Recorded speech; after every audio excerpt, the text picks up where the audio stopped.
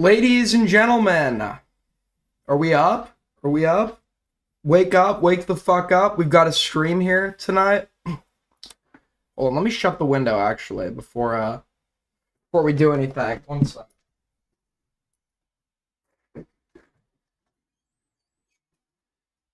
Just don't want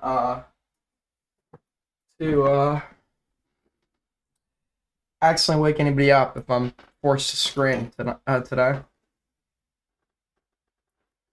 Ladies and gentlemen, we're here. We're back. If one of my eyes looks a little weird, I got soap in it and I rubbed it too much. So now you know why it looks like I have a lazy eye.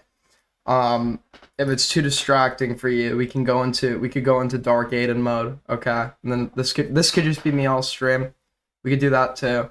Whatever works out for you, whatever works out better for you. Yo, thank you so much for the 2. Jeez, looking very ghoulish. True.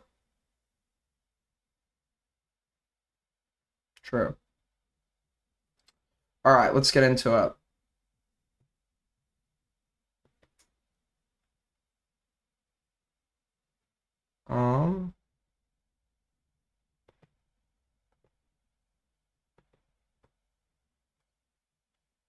Yo, thank you for the 5. Call God. Shiba Dog in a combat position. Is Dark Aiden affiliated with Dark Brandon? Yeah, he molested me. So we got the Tom shit. Before we get into it though, I think it's good we all get a bit of a refresher. I never took a solid position on the Tom stuff because I never actually went through the effort of getting too into the details of it. The biggest thing I cared about was allegations of recorded sex, because that's a pretty big deal. The kink stuff, I didn't think there was an actual moral, grievance to bring up. It's just something that's incredibly funny to laugh at, and people that were pretending it wasn't were sweeping, right? But there's no, moral, I guess, moral weight I'm giving to that if it's between two consensual adults. The problem, or not really a problem per se, I, as well as many others, were a little surprised at how willing certain people were to immediately cut Tom off over the kink shit initially, because to me that wasn't the moral, the thing that would lead to some sort of moral stance being taken as a result of those. But Tom, I guess, made a response. Now here's what we're gonna do. I have to just be very clear about this. I'm not friends with Dioria. I'm not friends. I don't know if I haven't spoken to Tom in a while. I'm still cool with him. I haven't spoken to him in a while. And even then, we don't really speak. Even when we are we only speak about content once every few months. I barely talk to the guy nowadays. But I'm also cool with Queeman and I'm cool with Chad. And you've had the commentary Civil War. So these two sides, the snark left side and the and whatever the pedo side, kind of going back and forth, and I'm now caught in the middle because although I have not spared my criticism against the Dioria side,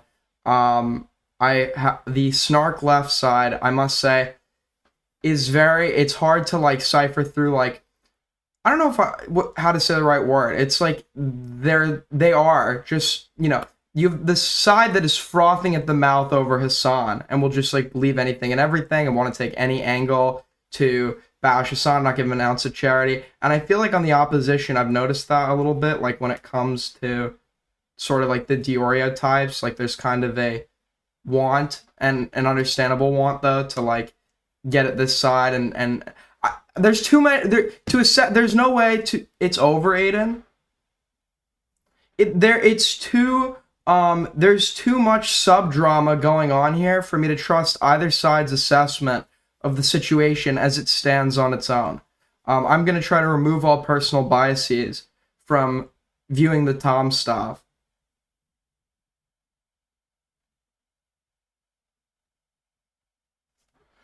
But I don't belong to either of these. I don't belong to anyone anymore, man. I'm on my own little island.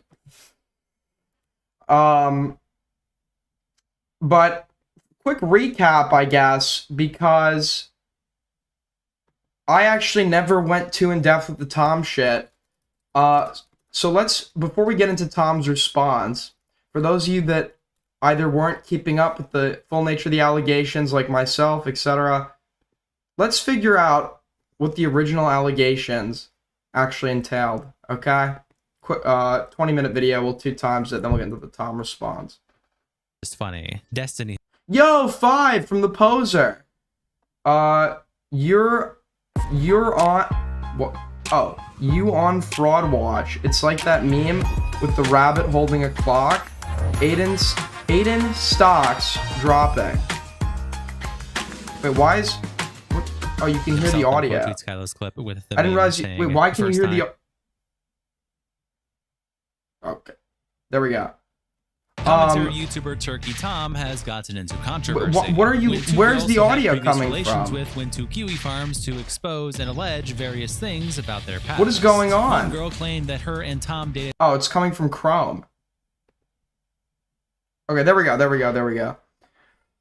I'm not scared of the rabbit with the clock anymore because it can't get any worse than this for me. Surely we cannot go lower than this, right? We absolutely can. I just completely jinxed myself. God help me. All right. We'll get into this recap.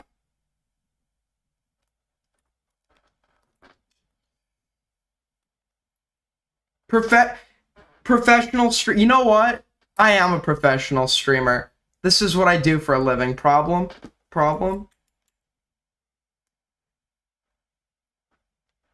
And Stragica reply. Now I can't hear the okay, here we go. Got it. Based on the contents from other commentator YouTuber Turkey Tom has gotten into controversy when two girls he had previous relations with went to Kiwi Farms to expose and allege various things about their past. One girl claimed that her and Tom dated for months and alleged that while they were doing things, Tom would record her without consent, and that he is, quote, a serial gooner and has flown. Yeah, so for me, that is the allegation, the one that would lead to some moral takeaway that would make Tom potentially, like, me to be like, yeah, Tom should quit, nobody should work with him or not. Like, that's going to be the deciding thing. In regards to him being into BDSM and other shit, do I think that that's weird? And like, or do I think that's like strange? Yeah, but in terms of like applying a moral weight, yeah, it's between consenting adults. I don't care what the fuck you guys like to do to one another when you have sex. Or I don't care in the sense of I'm not making a moral condemnation. If I know about it though, I will absolutely like be weirded out and mock you for it. Multiple e-girls out to hook up with them, and various other comments about their intimacy. Along with this, she alleged a different girl Tom got with was hacked, causing the hacker to get access to suggestive photos of Tom, and this hacker used it to blackmail him. A second girl also joined the thread. What about the hypocrisy angle? Dude, the hypocrisy bros are like my favorite people to come into every drama. The drama's like about some like much bigger, there's like a much bigger thing going on, and they want to come in every single time and be like, but the hypocrisy. But my hypocrisy, it's hypocrisy, bros, always for the win, bro. Always for the win. Alleging various things against Tom, such as being into age play, claiming he once said it's, quote, awesome she looks like a little girl after intercourse. Additionally, stating that Tom was very violent during the acts in general, leaving her bruised in the face. Some of these claims have various forms of evidence, and some of these claims do not and are just a testimony so far. But regardless, please do not harass anyone involved in this situation. Welcome to the internet versus Turkey Tom. It started over on Kiwi Farms, but Leia Sapienti also posts a summary of the situation by attaching Escape Zoo Gorilla says what? Some of the Kiwi Farms post and captioning them by saying, YouTuber Turkey Tom is facing allegations by a previous ex-girlfriend whom he dated for 7 months, and a 2-month fling, of recording encounters with them without consent. This ex is also stating that nothing illegal happened, and it's not— Yo, Zeepstered in chat, bro. We never, dude, I was gonna call you back. I think I was, when you hit me up, I was in England when this shit originally dropped. I was gonna call you about this because it was fucking crazy. not revenge-acorn. While coming forward with the allegation, this ex also stated they were considering contacting the police, but didn't. Starting, the ex lets folks know that one of Tom's ex-girlfriends was hacked, and the hackers were blackmailing him. The allegations continue with the accusation that Turkey Tom hit this fling and bruised her face. The fling also states that Turkey Tom is into age play. The ex that made the initial KF post states that Turkey Tom was rough during encounters and would choke and hit her as well. Turkey Tom's— Yeah, so what's gonna matter, once again, for the choking and hitting, right, is Was this established? Was consent given beforehand? Were safe words worked out? BDSM and rough shit is fine so long as both participants are into that, and there are safeguards in place, like a word that can be said that where you would stop. If that never occurred, then like yeah, that's when it would be problematic. The But show with commentary I don't know. We'll just keep streamer walking. Nicholas Diorio and commentary YouTuber Lord Vega is also on hiatus. It is unknown why it's on hiatus, but it was announced tonight on Nick's stream. Only testimony was provided on Kiwi Farms, and no further evidence was provided. Aiden, you are a hypocrisy, bro. What do you mean?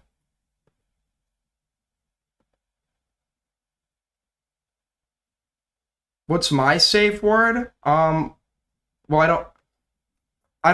don't do that kind of thing or anything, so I don't have a safe word.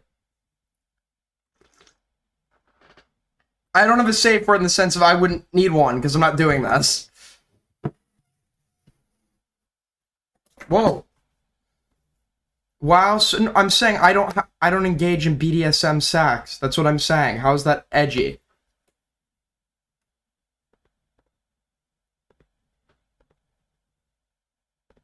Okay, this is ridiculous. You can never win with these. You can never win with a chatter. Dude, why is my mic peaking when I have a fucking limiter on it? Holy shit.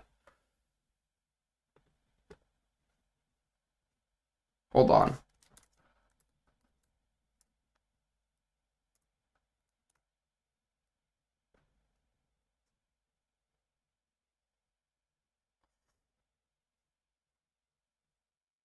All right, how about now?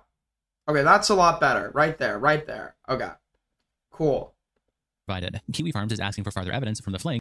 I am not an incel. I am a volcel. I am a volcel, and I am proud of it. Okay, the societal pressure put on innocent young men like me to have sex is unacceptable and egregious. Okay. And the eggs. The attached to latest post is a cropped screenshot, but here is the full screenshot. It's from Sacramento 89 on Kiwi Farms, and they say, "Hi Kiwi people. I dated Tom for a few months after meeting him on Tinder. I'm not super into internet stuff and had no idea what Kiwi Farms was. But this page was always his #1 search to Safari thing that pops up on iPhone when he went to Google something. When I asked about this website, he got super defensive and weird about it. So I obviously looked into it and found all this crazy shit, like him admitting to being bisexual. Messaged the owner of this website, Joshua Moon, to get the So I haven't seen the response yet, but what I heard is her not being super into this internet stuff and not. I find it hard to believe. I find it incredibly, like in hindsight, this should have been an immediate red flag. I find it very hard to believe you would have been in some sort of prolonged relation with Tom without ever knowing or learning what Kiwi Farms is. Furthermore, like the second you look at this girl, unless we're thinking of a no, wait, unless I'm thinking of I'm getting all the girls mixed up, and then they keep talking about VidCon girl, and I'm like, is that the girl that I saw him with there? But then that's apparently not. I don't know what's going on. One from G's, a pile of poop with a face. Thank you so much. code to post here. Basically, I started to get suspicious about all the e-girls he's followed / interacted with, and he started raging at me. He also lied to me at first about the fact he does YouTube. He did some crazy shit like kicked holes in a wall at a house he was renting because some e-girl who copies Belle Delphine got hacked, and the hacker was blackmailing him with his dick pics. He continued to talk with her after the fact. I have But this, right, like, the broader context, like, this is funny shit to laugh at, but, like, in terms of our assessment of the person posting this, like, already know off the bat, that this is going to be maybe some kind of attention, or I guess at the time, no. I don't know, but, like, why, if there's, like, legitimate concerns here, why go to Kiwi Farms about this, etc.? screenshots confirming all of this. Attached a couple, but I think I have more. This guy is a real freak and likes to record S encounters without asking first during almost every time. I know for a fact he's done this to at least one other girl. A serial gooner and has flown out several e-girls to sleep with. He told me he has a file in his computer called Just In Case. That's basically voice memos or calls from exes to blackmail them with in case they ever say something about him. Thought I would get the message out and confirm y'all's suspicions. Also, if this gets out, to warn other young women in the Texas area. I leaked this at the time. I said this before. The Just In Case folder, if we know that it doesn't contain nudes, right, which there's been no evidence that it does, that's not what it's meant to contain, it would sound unhinged. Except when you learn about what Tom's experienced from his perspective, the paranoia is a bit more understood because Kai, I was told by Lyrics, and then Kai later admits this, Kai had threatened Tom. And the nature of people that he was like sleeping with and dating are just like the type where you're going to get complete liabilities, which is his fault, by the way. I literally said, like, if like Tom would be a liability if he continues to sleep with people like this. area about this dude. Then attached is this picture of Tom and these are two screenshots of text messages. The first one is between Tom and her, and she says, "Everything good?" And Tom replies, "I don't know. I'll explain." Yo, thank you for the 5. How about nope? Pair character exaggerated stretching his arm for a cup of coffee. Thank you. You guys are crazy with the fucking tips tonight. Holy shit. Nearly a quarter of the way to Streamly Goal. We're not even, we're barely into this shit. To do with you. And she says, "Oh shit. Scale of 1 to 10, how bad?" And Tom says, "Very." She says, "Oh, I'm so sorry." And Tom says, "An ex of mine got hacked basically, and some stuff is probably going to be dropped online. Photos. They emailed my family." And she replies, "Oh, bruh, it's okay." And Tom says, "Is it?" And she says, "I have no idea. This has never happened to me." And the next messages start at a different time where she says at the top, "I'm glad you don't do that anymore, lol. Is she the one who looks like Belle Delphine?" And Tom says, "Yeah." She says, "Lol." Tom says, "That's the one." She says, "Yeah." Tom says, "Do you think my type is Belle Delphine?" And she replies, "No, like emo huzz, of that nature." And Tom replies, "I would prefer you just dress normal, to be honest. I don't want to be with him anymore. It's better this way." And she says, "Yeah." And Tom replies, "This shit does kind of make me want to end Hero a little bit, but it's fine." So going into the Tom response, what he's going to need to address for me, for this to have any, like, the thing that matters about these allegations in the sense of something criticizable, the thing that matters in these allegations is alleged physical abuse and non-consensual recording. That's all that's going to matter when I look at these allegations. "I must count my blessings." And she replies, "What does that mean?" And he says, "End myself. Not really, but like, damn, this is stressful and gay." She then continues saying, "I'm not alleging anything illegal or saying it was revenge porn or anything. What I meant was he wouldn't ask before and proceed to take his phone out of mid-S activity to film, and sometimes I wouldn't notice till like 15 to 30 seconds after he started filming. I have no idea if this is illegal or not, but yeah, he wouldn't ask before. Reached out to an ex-girlfriend of his. He would do the same thing to her. The blackmail he has on his computer is phone calls and texts, I believe. Most of them are from his ex-girlfriend named Kai. Here is a picture from when we matched on Tinder. Don't have the messages from when we matched anymore." Attaching a screenshot of a Tinder match. Kosherfarms.net then replies asking her, "What is your main reason for posting to this thread? Why did you and Tom break up?" I guess it is possible she didn't know what Kiwi Farms was if they just like fucking matched on Tinder and there's no like I guess there's no he didn't meet her like through like X or some, she wasn't like some fangirl. I guess that could make sense from her perspective, but the more I've learned about Sacramento, the more like insane and unhinged she looks.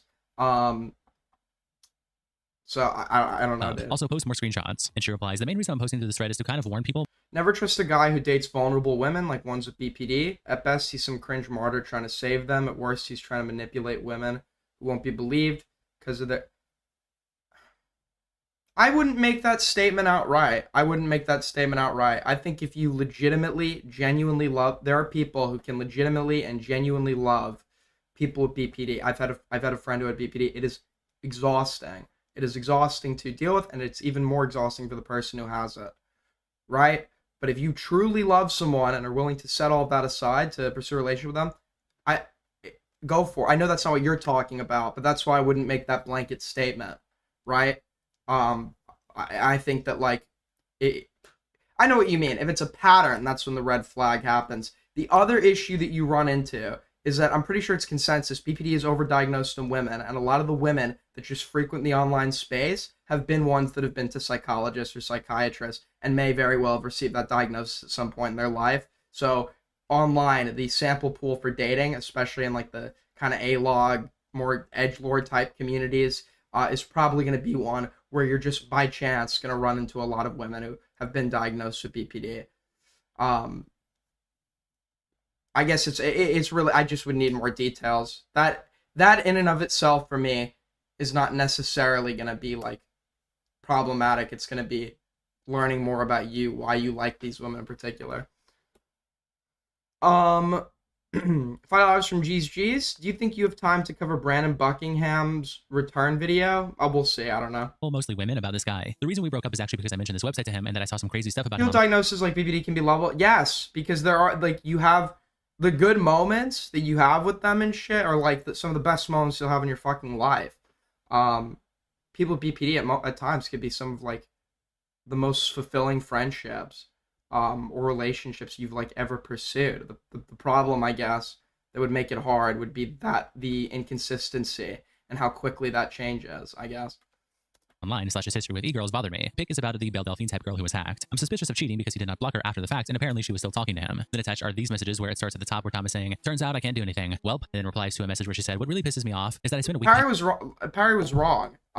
This is the other problem I have with the fucking snark. I'm kidding. The snark left. It's like the Groyper curse. Or the Groyper thing, where everything is in 100 layers of irony, so nobody seriously has to take a stance on any position they're reiterating. And like the truth of the matter is, at some point you have to accept like Parry's takes about brand knowledge. They were dead ass, and he was just verifiably wrong. But because everything's in 100 layers of irony, like there will be nobody takes that shit seriously, which is fine. I guess. But you get exhausted of that shit after a while. You want to argue with people on shit you're confident they actually believe, that like the public is taking an actual position on. painting their poker table and they outside using it as a beer night table. And Tom says, it is cool. Then she says, is it like nudes or something? Then there's another unrelated message that Tom replies, true to. And then she says, you can press the charges. And then Tom replies to what I believe is meant to be, is it nudes? And says, a lot more. It'll be fine. I mean it. I could figure out who he is. Yeah, it's like 7 pictures of me with my D out. Poster farms on it. Then again, replies saying, very interesting. Did he happen to say anything notable to you after you did that? Anything about the reputation of the forum? Were you specifically the one to break things off, or was it Tom? Also, were you aware of Tom's internet presence before you started dating him? Or did you find that out later? And she replies, like I said, he lied to me about who he was, but I figured it out pretty quickly, like on our first date, lol. He said it was weird for a girl he's dating to look at a gossip website. Told me before I should never look him up online, lol. The breakup was kind of mutual, but also I sort of crashed out on him about his past with the e-girl/dick pic thing, so I understand it. He could probably use my mini crash out during and right after our breakup against me, but everything I said was truthful. Lana then replies, her putting that out, that she knows she probably did something exceptionally wrong if she needs to like prime people for seeing that. That she probably somewhat is worried about that being revealed and used against her prior. The other issue with this for me is that doesn't, like, at some point when she knows to go to Josh Moon to ask for a code to get in and shit. At some point in that process, she would have learned what Kiwi Farms is and what it's utilized for and shit. Which kind of like the levels of malice, it seems that in and of itself to me makes it seem like more malicious. The problem here is she could be malicious. Nobody cares about her. She doesn't have like a public online standing or whatever. So that's why everyone was kind of focusing in on Tom and the shit that we were supposedly learning about him, as opposed to how bad of a person Sacramento is. Because who the fuck is this? Nobody cares. is asking, do you have any evidence he flew out e-girls to sleep with? Did he tell you this, or did you discover this somehow? Was it during your relationship? And she replies, told me this. It was before our relationship, to my knowledge, not during. He was hella careful about texting stuff. But I reached out to one of his exes I knew he was with. She's like an e-girl.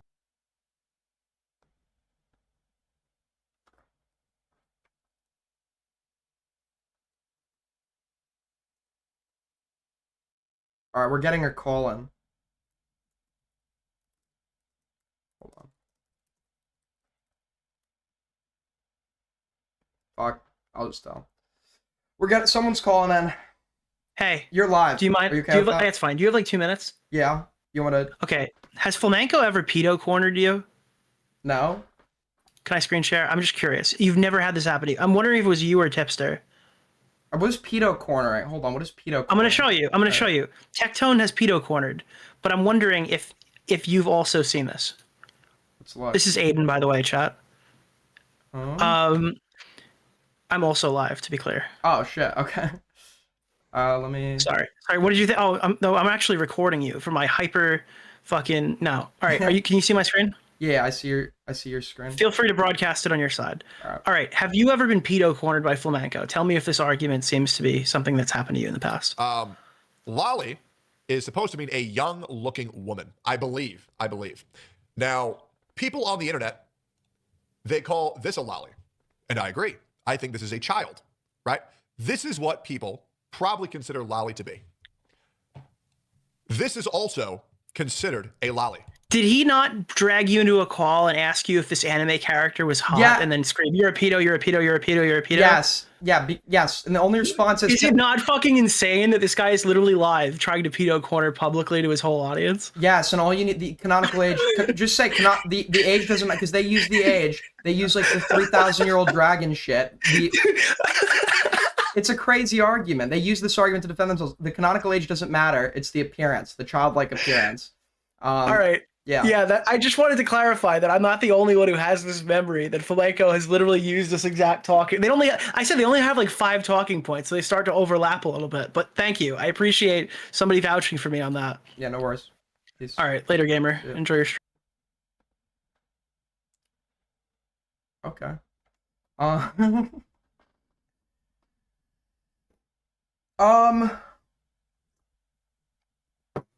So yeah, that's not. You guys are now gonna think I'm bought and paid for. I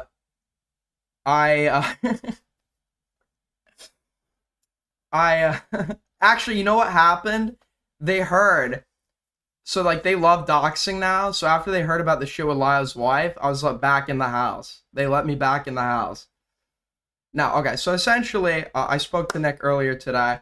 And I haven't, the only time prior to that was he DM'd me after the original drama was going on, and I didn't respond to him. But we called earlier today about this shit, because I wanted to, and he essentially was just telling me and making the arguments about what he's going to be doing on his stream tonight, and that kind of shit. And I was just like listening to figure out, because I had just woken up, what the take was. It was a fine conversation. There's obviously, I mean, I'm not going to hide it. He has animosity against people that I like and I consider friends, and vice versa, right? That's why I'm kind of here. Everything I've said about all my takes about him stand, just so we're clear. All of my takes about him stand. But I'm not in anyone's house. I'm not in anyone's house. I'm just me. I'm just a guy that's just living out here. But yeah. Let's get back into this. Girl type, and she confirmed she has more evidence than I do. I will happily, if anyone wants to snark Tectone, I'll happily call another stream, by the way. I legitimately, I think Tectone is one of the worst people online right now, in terms of, like, as a person. Like, I've, over time, when I'm handling certain things, there are cases where I feel like, oh, somebody's likely done something, but I'm not so sure yet. So with, like, the Cameron F305 shit, I was leaning very much towards him doing something, but would I bet my life on it? Like, kill me if I'm wrong? Not entirely. Even with 90% certainty, I'd never feel comfortable completely asserting that. But with Tectone, I am legitimately at this point convinced of Pink's story.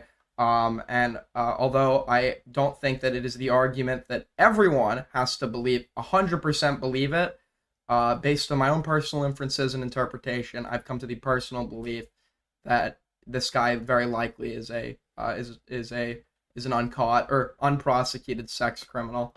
Sent me pictures of her face being bruised after going to a meetup with them. Then, just to jump around a little bit, we'll go to Leia following up their original post. They have various screenshots of what is being called the fling in the situation, and Leia captures this additional pictures. This is the first picture attached from March 10, 2024, from this girl's Instagram, where she says, "Seeing Tom today. I'm not sleeping. I have to go to the airport in 3 hours, lol." Then this one from 5 days later, where she posts this picture of herself, and the caption, "And I still have this stupid bruise on my face." Leia continues, saying additional pictures with testimony from the fling, and it's her saying on March 11th, "If I'm getting used, I'm gonna end my shit, especially because he is beating me damn near, and I'm just letting it $2 from Patrick. Who knew hating Tectone would mend other... There's no bridges to be had anymore. There's no bridges to be fucking had anymore.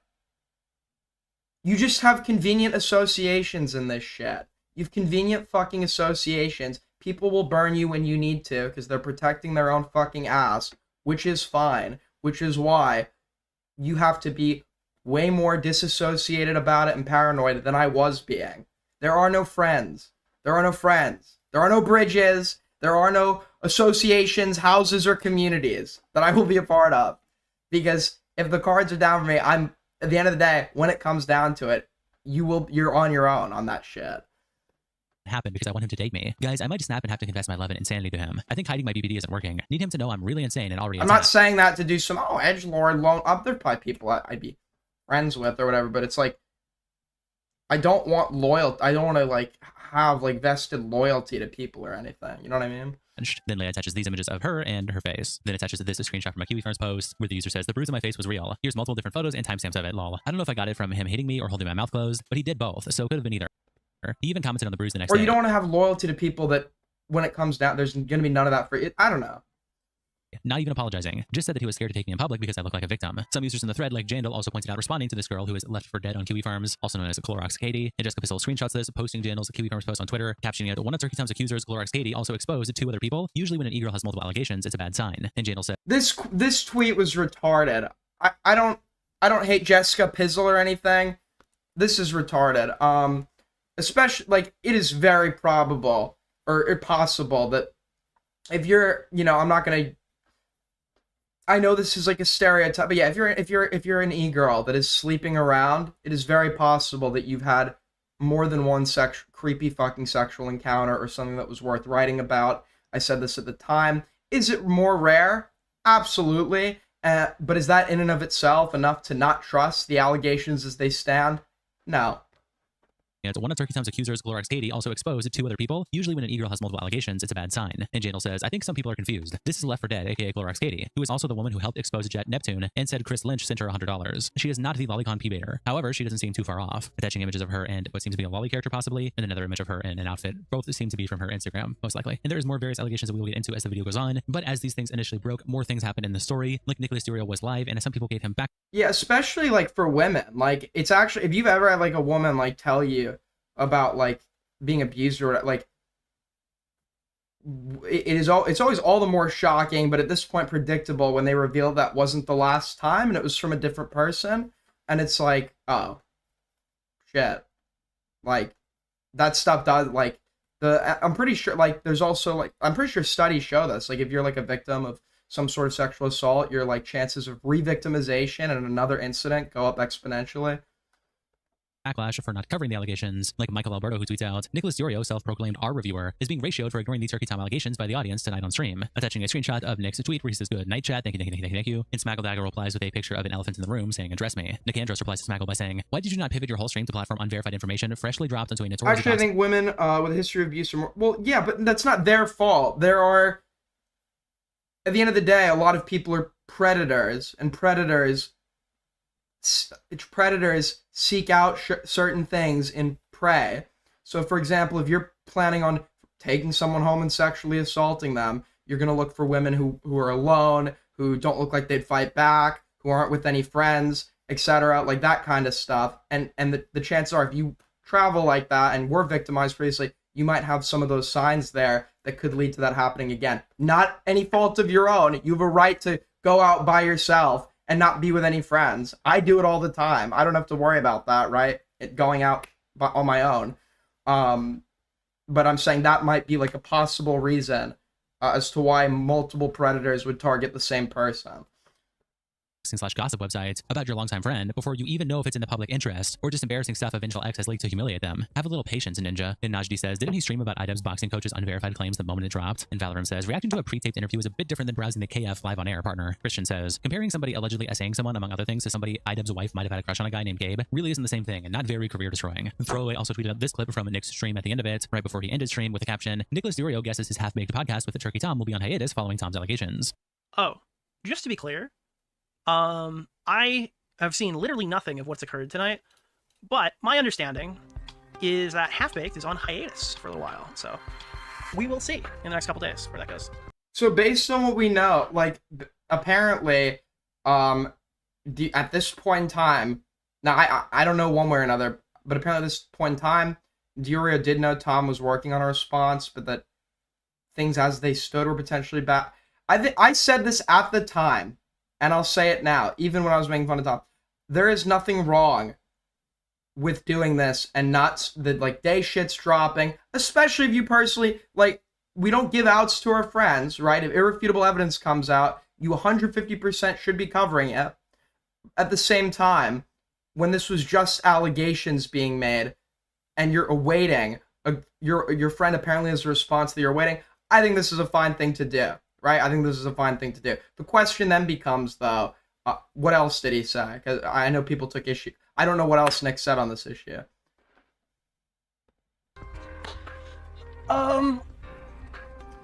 It's just how much Tom made fun of e-girls in his videos. Yeah, I don't watch his shit. I don't watch his videos. Is he one of those types with his content?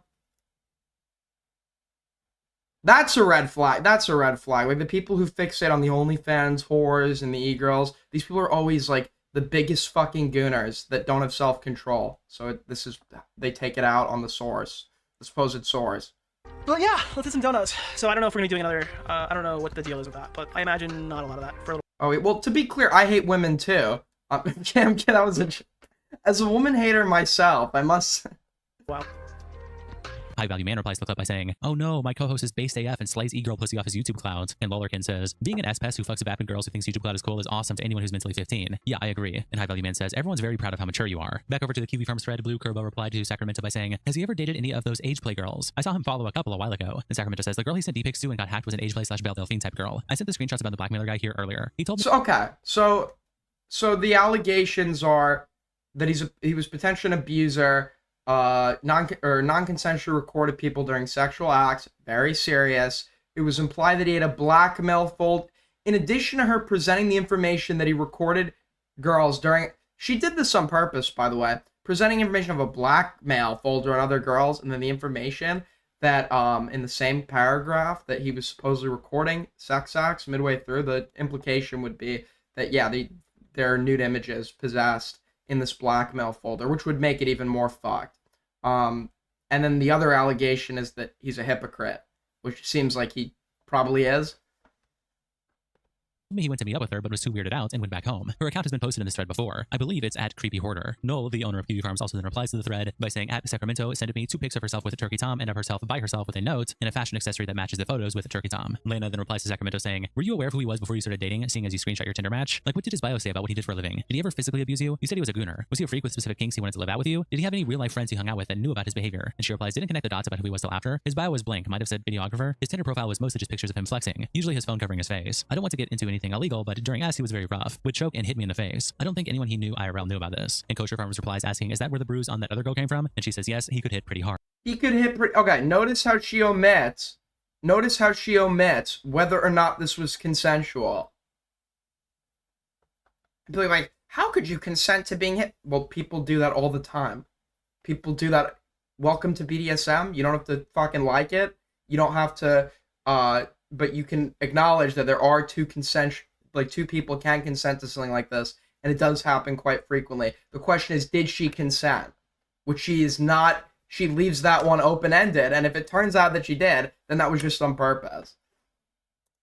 There's also other posts in the thread, like from Left 4 Dead, who has up till now been described as the fling, making an account and saying, "Hi, I finally made an account. Yeah, so Tom is extremely harsh during S. I've been down the kink roads in my life, and how he acts." There are literally, I think it was like a joke for a while, but there was a huge clientele of like big Wall Street traders that would get off work and then go and pay a woman to fucking tie them up and whip them. There's people that get off to shit like that.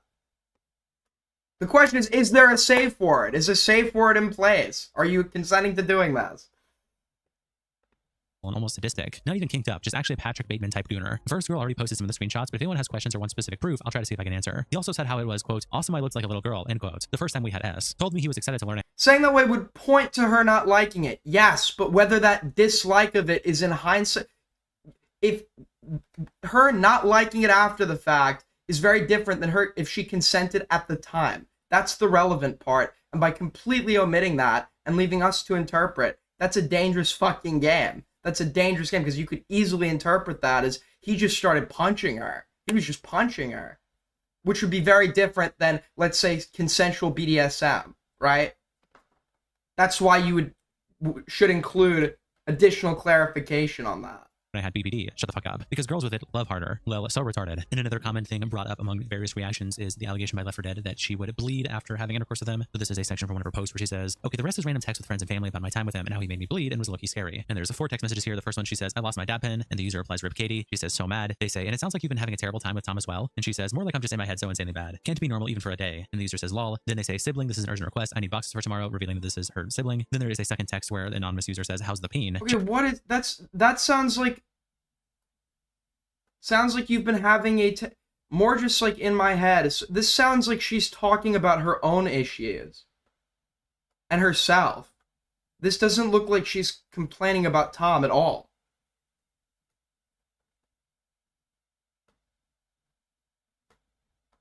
This is an urgent request. I need boxes for tomorrow, revealing that this is her sibling. Then there is a second text where the anonymous user says, "How's the peen?" She says, "Insane. Too much, honestly. He's MMAing a video in front of me. Insane." And they say, "Is he the same in person or diff?" And she says, "Yes. Even crazier IRL. I have a plush of him now." And the user says, "Cute." And then she sends pictures. Then there is what appears to be another user, maybe the same one. And she says, "Destroyed my pee. Couldn't say on IG because a redacted name is on my close friends, but it literally made me bleed and not like period blood. It's so red." And the user says, "Oh my God, you should go to gyno." And then she says, "I'm gonna, lol." And then a message with another user where they say, "Liar, liar." And she says, literally, "Bitch, he made me bleed." And the user says, "Oh girl, hey." And Left 4 Dead Ed says, it's too damn much. And that's crazy for me to say because I'm a freak horror goblin. I don't know how I had S with redacted 10 times in a day. And What's gonna matter here, which she omits completely, is what she was saying to him, what she was saying to Tom, right? Because you can, and this is very unfortunate. I've said this before, like when we were covering Parlo and IA, which apparently there were 8,000 developments regarding. That was all covered on 500 Dickers streams, which I'd rather kill myself than watch. So I don't know if IA raped or not, but to maybe to not be sure of it, but verbalize and show that you're sure of it and consent to the act of sex, and then after the fact you didn't like it at all. That feels shitty as fuck. That's shitty as hell, right? But when we're talking about somebody else doing something, what's gonna matter is, did you consent to them or not? Did you give them reasonable indication that consent was revoked if it had initially been given? Did you at any point revoke consent or ask them to stop? And it's like, if the answers to those are no, well then that just sounds like a shitty experience where nobody's necessarily going to be at fault. then to redacted. So that's why what she was saying to him is such a relevant matter here that I'm now noticing has just been conveniently omitted from this narrative. She had time to talk about literally everyone, people who were uninvolved in this drama, etc., on the Kiwi Farms thread, but she literally never, at least to my knowledge, unless I'm missing something, is she ever saying that she didn't consent? Related messages, and her friend saying, yeah, you are freako for sure. Leah something that continues their original thread by saying, additionally, small commentary doxer Aiden under... Dude, so base. Aiden doxer ground. I'm coming for your family. Sorry, I'm coming for your family. Folks, your wives are not safe. Underground/Aiden Projects states that an ex of Turkey Tom's Kai is into age play, attaching a message from Aiden where he says, fuck it dude, I'm leaking. Kai is into age play. Lyrics told me when he first broke up with her. Lyrics confided in me like 2 years ago at this point that Kai likes to pretend to be a little girl during S and did this with Tom. That's why I went so insane when Lyrics got back with her. Critical Shogun quote tweets an old post from Turkey Tom on May 13, 2023, where he said, I refuse to change my diaper, and Shogun quote tweets it. And just to be clear, Lyrics admits that he told this to me. Lyrics literally admits he told this to me. I was going off of what I said. People were like, you did this to get out of your own shit. That part specifically, no, because I was already out of my own shit. People at that point in time, people were already saying you won. Like, I'm pretty sure Chud was like replying with like the image of him saying Aiden could have like actually gone and murdered his wife and nobody would care or some shit. So that didn't really do me any additional favors.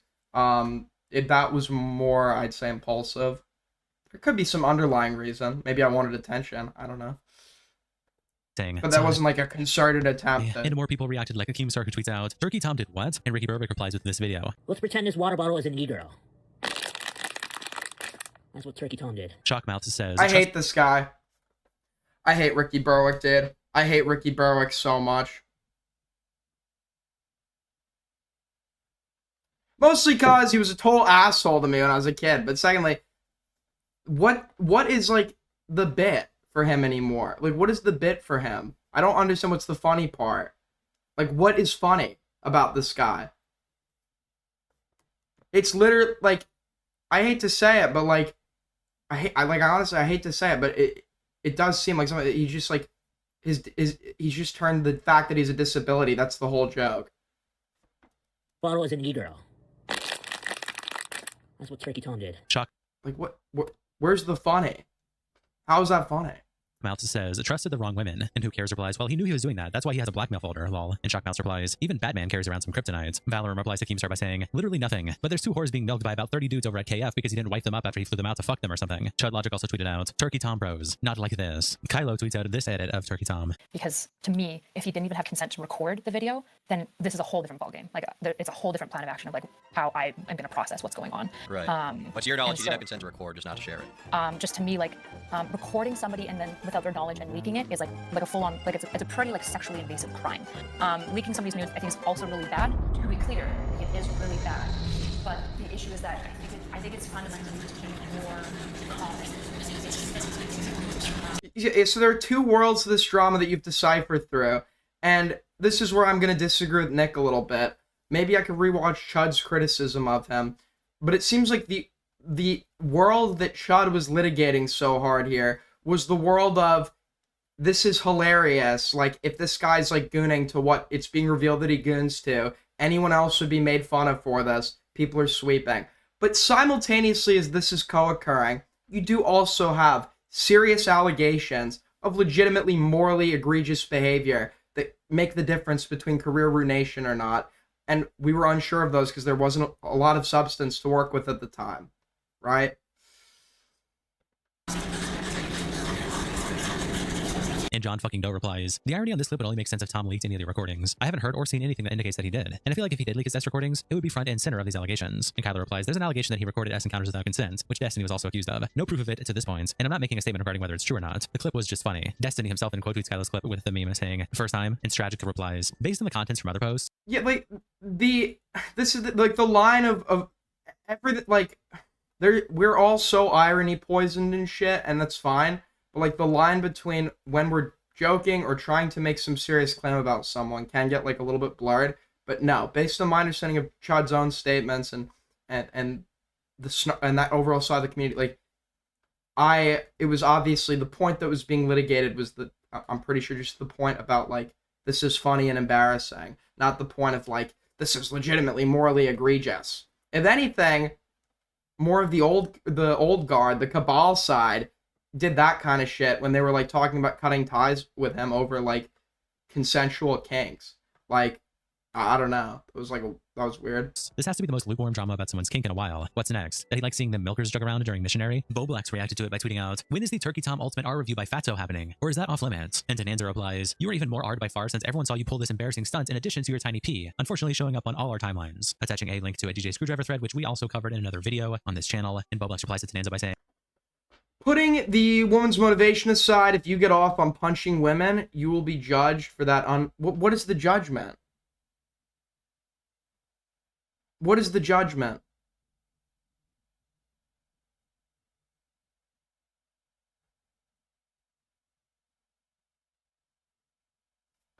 I judge people, like, make serious moral judgments of people off of what they do. Off of what they do. And I am not a believer. I'm not a believer in thought crimes, right? I'm not a believer in thought crimes. Is it weird? Should you be mocked and laughed at? Absolutely, sure. But I'm not making a serious moral judgment over that. These people, yes, that's the point. Yes. A lot of the Boblax shit was not about, there was morally bad behavior about Boblax, don't get me wrong, but let's not pretend like a good portion of that wasn't spent on just laughing at him for being an embarrassing fuck, right? That's what a big portion of that was, and that portion was lacking here when it seemed like there were more than enough grounds to do that towards Tom without necessarily affirming or taking a solid stance on the serious allegations. The problem is, though, if you go and do we're just laughing at him for being embarrassing thing, people will just misinterpret that as, oh, you're on the side of these allegations and also reaffirming the serious shit because people are just not literate. Fatty should do 5 more streams about this instead of addressing Diaper Tom. And Trayton replies, dude, you're getting on Twitter. You should shut up. And Boblax says, you tweet like a 15-year-old. Are you into age play too? No, I'm not going. I'm just getting some context. Whoa. I didn't mean to click on Techie.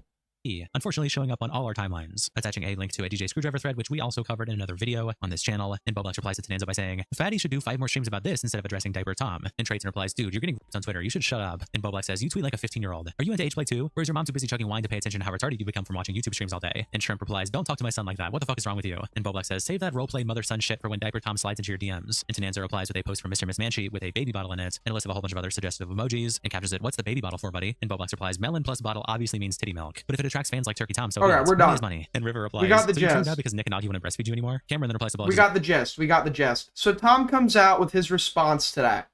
What we're going into here, what we care about here, the other shit would just be funny. Recording without consent, although albeit she doesn't say without consent exactly. Physical harm against women in a non-consensual BDSM context, or maybe even in a pressuring or coerce, I don't know, but physical harm against women, potential sexual assault. Those are the things we're gonna really be going in here. I'm looking for him to address. So with that being said, let us get into it. And watch the Turkey Tom response. Wait, fuck. This is Back once again. No, I don't mean to. Thanks, sir.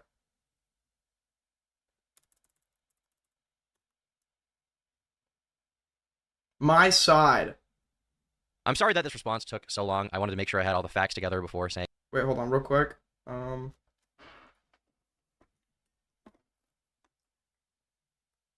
anything. Recently, I've been accused by an ex-girlfriend, along with an ex-partner, of non-consensually filming sexual encounters, being so rough and inconsiderate during sexual encounters that it bordered on assault, encouraging eating disorders, being into age play, along with a litany of other completely baseless, false accusations. The two women who are accusing me, Sacramento89, real name Rowan, and Left 4 Dead, real name Katie, took to gossip forum Kiwi Farms to post the accusations, along with carefully cherry-picked screenshots to back up their claims. These claims aren't super difficult to debunk just because of the overwhelming amount of evidence I have on my side. So without further ado, let's start with Sacramento or Rowan. This is a girl I dated for about 7 months, from May of 2025 until January 10th of 2026. 4 days later, she made her first post. Here, she alleges that I am a real freak and like to, quote, record sex 2025 to...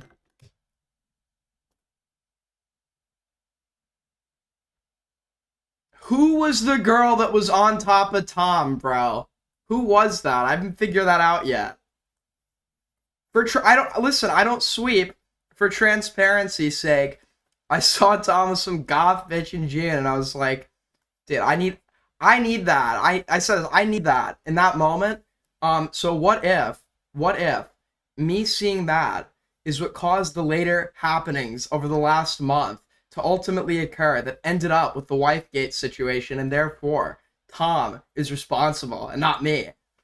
No, I'm kidding, but I'm not kidding about the originally seeing that. I don't know which one that was. sexual encounters without asking for consent. This is blatantly untrue. I have never recorded any sexual encounter without explicit consent. As a matter of fact, with Rowan, she was the one who initiated the idea of filming sex acts in the first place. On Tuesday, August 19th, after 3 months of knowing each other and being sexually active, Rowan texted me saying, "You should get those meta glasses when you crack me." I responded by saying, "For what?" And she answers again, "Cracking time," alluding to me filming her with the glasses onboard camera. Now, at the time, I did not feed into this. I did not show enthusiasm. I didn't even agree to get the glasses. I just responded and said, "Good night, sweet dreams." So 1 whole week goes by without us talking about it whatsoever, and then on August 25th, Rowan texts me saying, "You should get those meta things for real." So I respond by saying, "I think I'm going to avoid filming anything involving sex for a while," showing that I'm clearly not the person interested in filming our sexual encounters. She is. As you can see in the text, even when I say Yeah. And notice how when she's talking about him filming out him pulling out the phone and recording, she never said no, and she never obviously it shouldn't be, you should be asking for consent here in that instance. But if they have if the consent is getting like, let's record our acts of sex, right? Which it seems like she was into doing. Then yeah, I don't really, the non-consensual bit, unless something changed, which she doesn't say that it did. She never says that she voiced him. She no longer wants these sex acts recorded. I'm like then a little bit like confused why that's like a serious allegation. I don't want to film us having sex, she pushes the issue. Now, to be clear, we did eventually take videos of ourselves being intimate, but I was given explicit consent every single time. And on a few occasions, she even took the phone out of my hand and was holding it while filming us. To be clear, So yeah, so then you get down to he said, she said, except she omitted a huge detail. That's a big detail, that there was interest on her end. But that doesn't necessarily mean she consented, by the way. That doesn't necessarily mean she consented. But the problem is, for me to believe that she didn't consent and Tom was engaging in non-consensual, like, you need evidence. And the evidence shows that she was, and seemingly omitted the fact that it was into and wanted to record their sex acts, right? there was never a tripod or a hidden camera. It was always handheld, and in every single video, she was clearly aware of the camera, making eye contact with the camera lens. Also, on September 8th, Rowan texts me, "I do miss it though," in regards to our sexual interactions. She follows it up by saying, "Send the videos." Keep in mind, these are videos that she claims in present day were taken without her consent. She then goes on to say, and I quote, "I will watch them and keep them close to my heart," clearly indicating she has no problem whatsoever with them existing. I'm an extremely paranoid person. Okay, we need to put it, there is weird and there is wrong, and the two have overlap a lot of the fucking time. There is weird and there is wrong, and there is funny. And in this case right now, we're having allegations of all, and we need to make a clear line distinguishing these things. Wanting your sex acts recorded is weird. And embarrassing, and by proxy then funny. The wrong aspect is added if there was no consent as a result of that, right?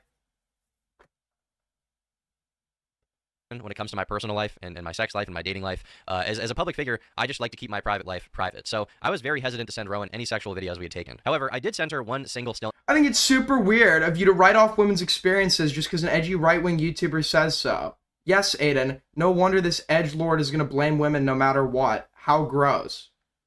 Do you want to call in? It was literally just her word. In the Kiwi Farms post, I just found it interesting that as she's making this allegation, she's leaving things very open-ended for interpretation, which is a common strategy manipulation, not necessarily being used in that instance, but that was indicative of it. Like, she never mentions, like, when you read it on its face, it sounds like this guy, like, without her knowledge or consent, is whipping out a camera and recording her during sex. She doesn't mention that there were prior agreements in their relationship and by extension intimacy where recordings could therefore happen, which then leaves it down to the individual acts of sex. Was consent given during those? Which is a he said, she said. But now I have, she's omitted a pretty big detail. image from one of the videos where my face is obscured. I guess there was some lingering thought in the back of my mind that if her accounts were not locked down super well, and if she had been hacked, then the videos could have been made public. Now, there's an implication she makes a few different times that I'm basically blackmailing her with these videos. Somebody asked if... Yes, it was also, it seemed very purposeful, manipulative to me, how it was included in the paragraph, how it was included that there was a blackmail folder in the same paragraph as him apparently just like whipping the phone out and recording her, which leads you to that insinuation, even though that's not what she says overtly. People who do shit like that, and to be fair to her, you can do that without having malicious intent, but people who do shit like that want people to interpret it in the worst way possible, but maintain the plausible deniability of, oh, well, I never said that, right? You had any intention of getting any sort of like law enforcement involved, but I feel like you answered this where you just want to try to compel him to delete whatever he has on you, and that's like the like the extent of your interest. Yeah, and if he doesn't, I don't know. I'm kind of confused about what to do, but we'll see. At no point anywhere did Rowan provide any proof of me threatening to release these videos of us having sex, or threatening to send them anywhere, so she has no reason to believe that I would ever release them. The idea that I, a person who makes a living as a public figure, would publicly release videos of me fucking my ex-girlfriend to get back at her is so insane. That's the other part you have to consider, right? The blackmail folder he would be using for his own protection or something, right?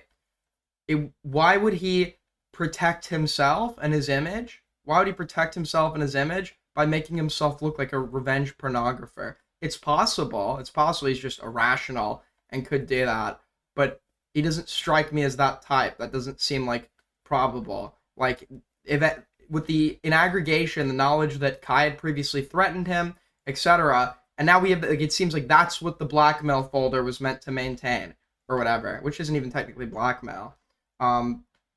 But she's insinuating that was like people's that was intimate sex recording. Not only would that incur reputational harm beyond belief, but also serious legal consequences. The only person who has ever sent an image of us having sex to anyone. Tom is 100% lying by omission. The fact that he's comfortable saying the N-word so casually doesn't make him Yeah, dude, I think Tom is trustworthy because he says the N-word.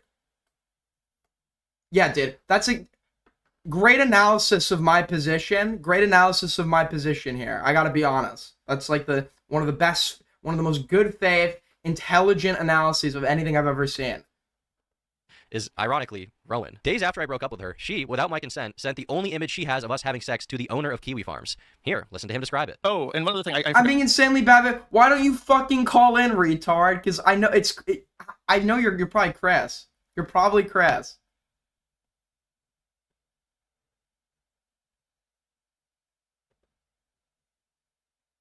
You're in callers. Okay, I'll let you in.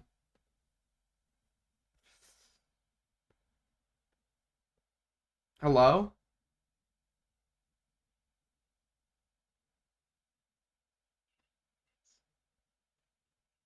Take on the Turkey Tom drama is correct. You don't think my take on the Turkey Tom drama is correct? Yes, because Turkey Tom clearly raped those women without any consent, and he also says the N-word twice a day. I don't think what you're saying. You can't even hold the. You can't even hold the laugh back. You fucking. Who is this? Who is this? Who the fuck was that? Was that Zween? Forgot about this, but you actually, Sacramento had sent me a picture that was like censored. Apparently, the only picture that he would send you is one where his face isn't clearly visible in it. But you can, Yes. I can tell the desk, like his computer is moved onto the table, but I can still see like the monster is like on the cozy that's like on the table, like in the exact same position. So I can tell it's clearly his desk. I guess I just find it ironic that someone who's accusing me of blackmailing her with her nudes. Who was that? Who the fuck? That was not Kathy. Yeah, I gotta be honest, I'm not fucking with Kathy right now. Apparently Kathy made AI images of Miratazapine, barely clothed, and was sending it around to people in DMs.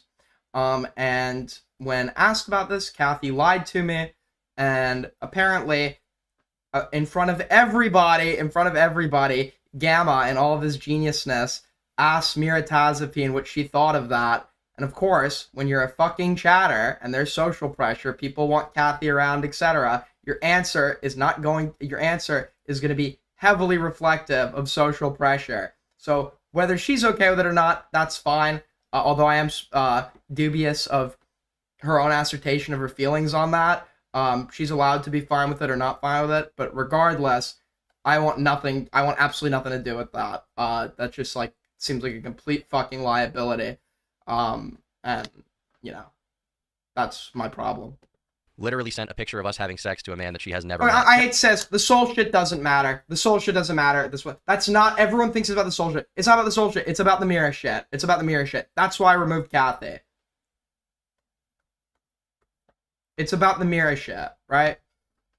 Now, Josh recounts seeing this image and talks about how hard it looks like I was grabbing Rowan on the mouth, essentially using it as evidence to support another claim she makes that I'm too rough during sex, which I find very interesting because after I sent Rowan this photo, she texted me saying, I like when you cover my mouth like that. Again, she texts me asking me to send her the videos, and she says, yeah, whenever you're not locked in, send the videos. It will fix me for about a week. Goon sesh. This is clear evidence that she has no problem with these videos existing. To this day, she has provided zero proof that the videos are recorded non-consensually or that I was blackmailing. Haven't they literally introduced like federal legislation in regards to like AI, like pornographic images, etc. I don't know what that image would have qualified as. I don't know. I just don't want anything to fucking do with that. Why would I?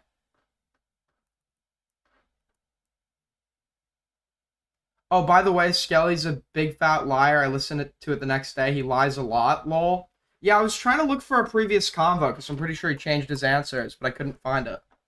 After I sent Rowan this photo, she texted me saying, I Monster is like on the cozy that's like on the table, like in the exact same position. So I can tell it's clearly his desk. I guess I just find it ironic that someone who's accusing me of blackmailing her with her nudes literally sent a picture of us having sex to a man that she has never met. Wait. Now, Josh, I just want to go, sorry, one more time. only would that incur reputational harm beyond belief, but also serious legal consequences. The only person who has ever sent an image of us having sex to anyone is, ironically, Rowan. Days after I broke up with her, she, without my consent, sent the only image she has of us having sex to the owner of Team Bars. Here, listen to him describe it. Oh, and one other thing, I forgot about this, but you actually, Sacramento had sent me a picture that was like censored. Apparently, the only picture that he would send you is one where his face isn't clearly visible in it. But you can, Yes. I can tell the desk, like his computer is moved onto the table, but I can still see like the monster is like on the cozy that's like on the table, like in the exact same position. So I can tell it's clearly his desk. I guess I just find it ironic that someone who's accusing me of blackmailing her. Did she okay, it is gonna matter if she censored it, kind of.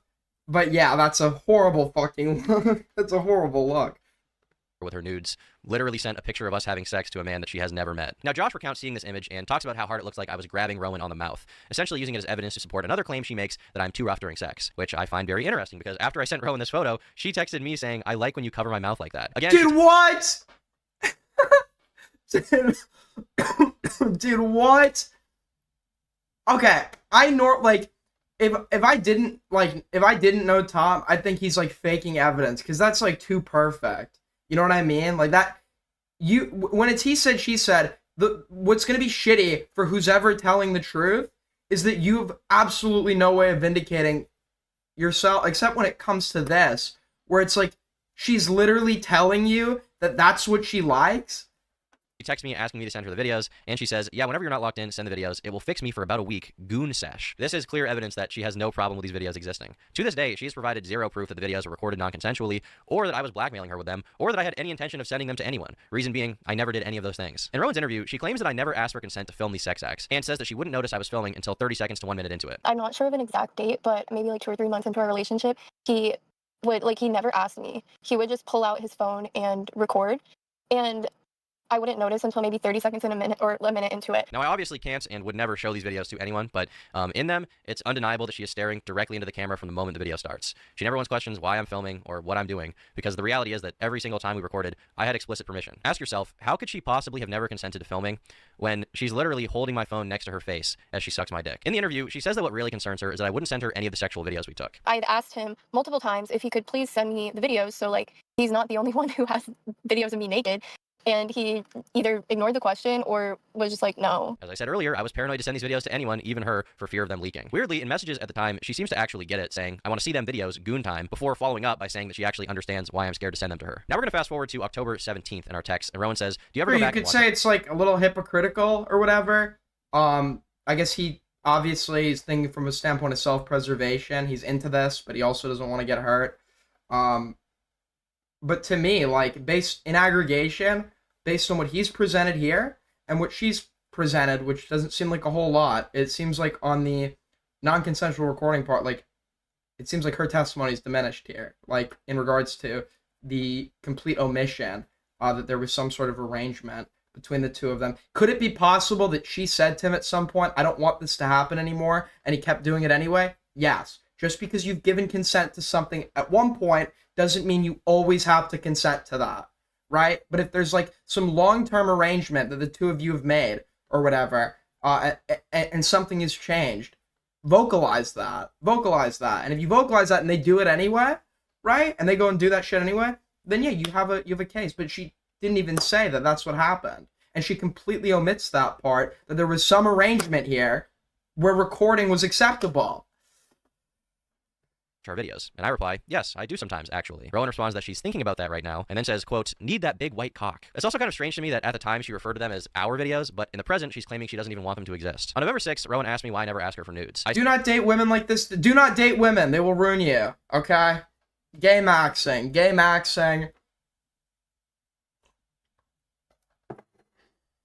2026, we're gay maxing.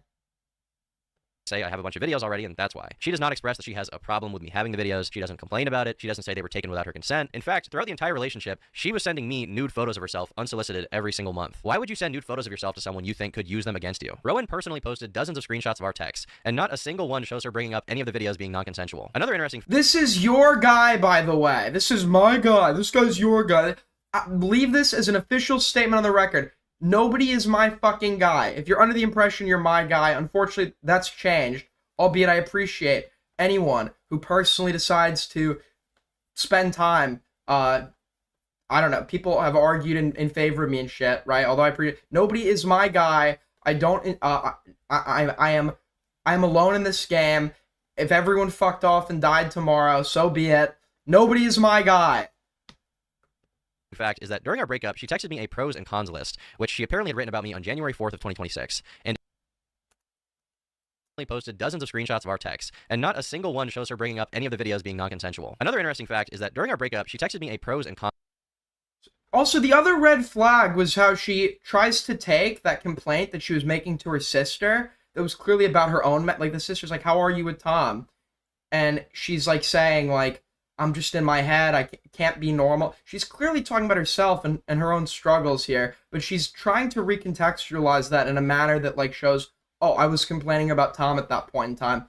That's not what that message shows. That's not what that message shows at all.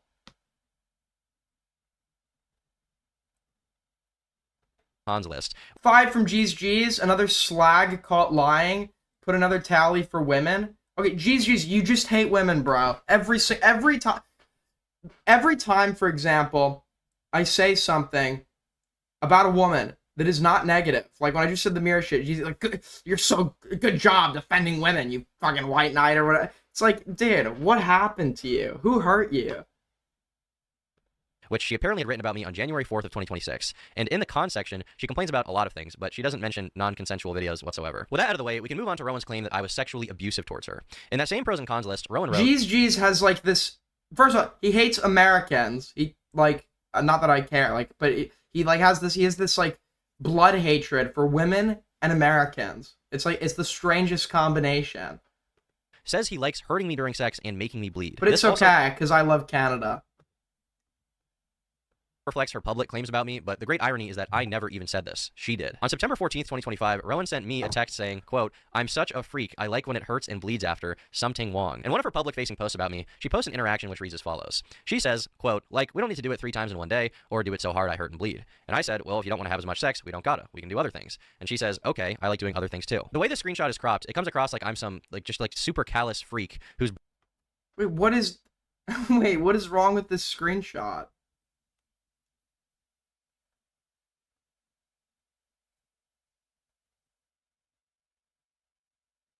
What is the problem? What is the problem here? Okay, I like doing other things too. The way this screenshot is cropped, it comes across like I'm some, super callous freak who's brutally jackhammering her vagina like Steve mining diamonds. But in the full uncropped screenshot, her immediate response... Look, I gotta be careful what I say about the KF people a little bit here, but it does seem like there is this... Because you could see the same shit with Leaping Lemur or whatever, even if there was genuine shit there. I don't know the whole lore with that, but it does seem like Kiwi Farms does have this, like, extreme hatred for YouTubers who essentially profit off of their research and threads and shit, because there are YouTubers that do just reiterate what's posted on Kiwi Farms threads, and it seems like the overall, like, culture and sentiment there is just, like, all these people suck, like, and if they see an opportunity to get them in that regard, right, with the Tom shit, they're probably going to take it. Response to me after that is, I'm a freak. I say this, and as soon as I see you, I'm going to be freaky again. I can't resist. In the it's not just KF, it's the admin. It's why do Tom and Josh Moon not like each other?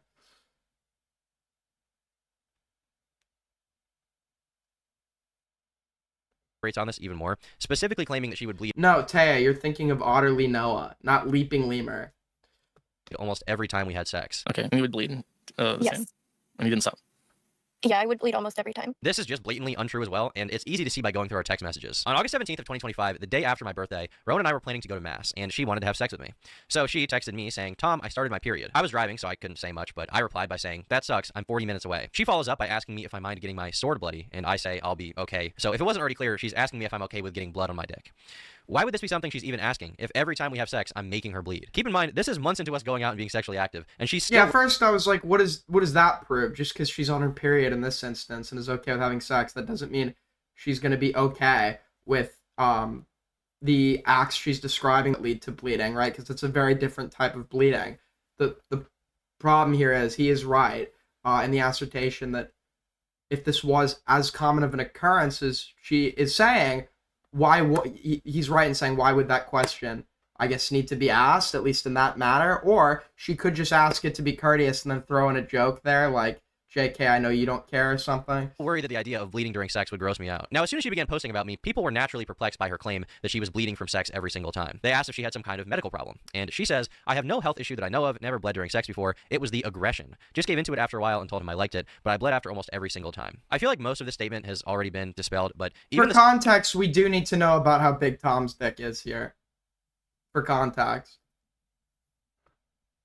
Smallest detail of no medical condition that I know of is also false. On September 24th of 2025, Rowan texted me, Josh sees Tom as a poser and a normie. Okay, it seems like every single niche online culture, I'm pretty sure Sawyer Party's like this a little bit too, but there's just like an intolerance of like, to be fair to Kiwi Farms and shit, like if you're really invested in this shit and do this stuff all the time, like having someone get success from posing as you guys and using your work and shit, like, yeah, you get angry and shit, but at that point, I would take that as like a motivation. You know what, if he's doing it and I'm putting in all this time into A-logging, why don't I make some fucking money doing this too, right? And then you go out and start your own channel.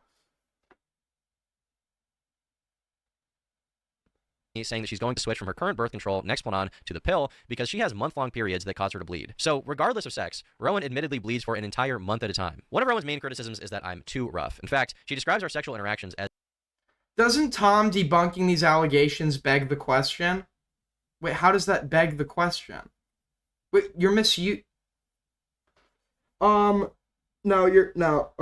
Why is him dating for 7 months, Sauce? As intense, violent aggression every single time. I genuinely did. Imagine falling for this reactionary bullshit, how has he debunked them at all? He's doing cherry picking. He very well could be, but in the absence of like evidence from her and outright omission of various details that leads to me not granting much trust to her word at this point, he's doing the, like, if you're in his position, let's say, just for hypothetical sake, he isn't guilty of anything, and these are all just false allegations, right? Let's say, like, what is realistically, what is the most you can do here to disprove it?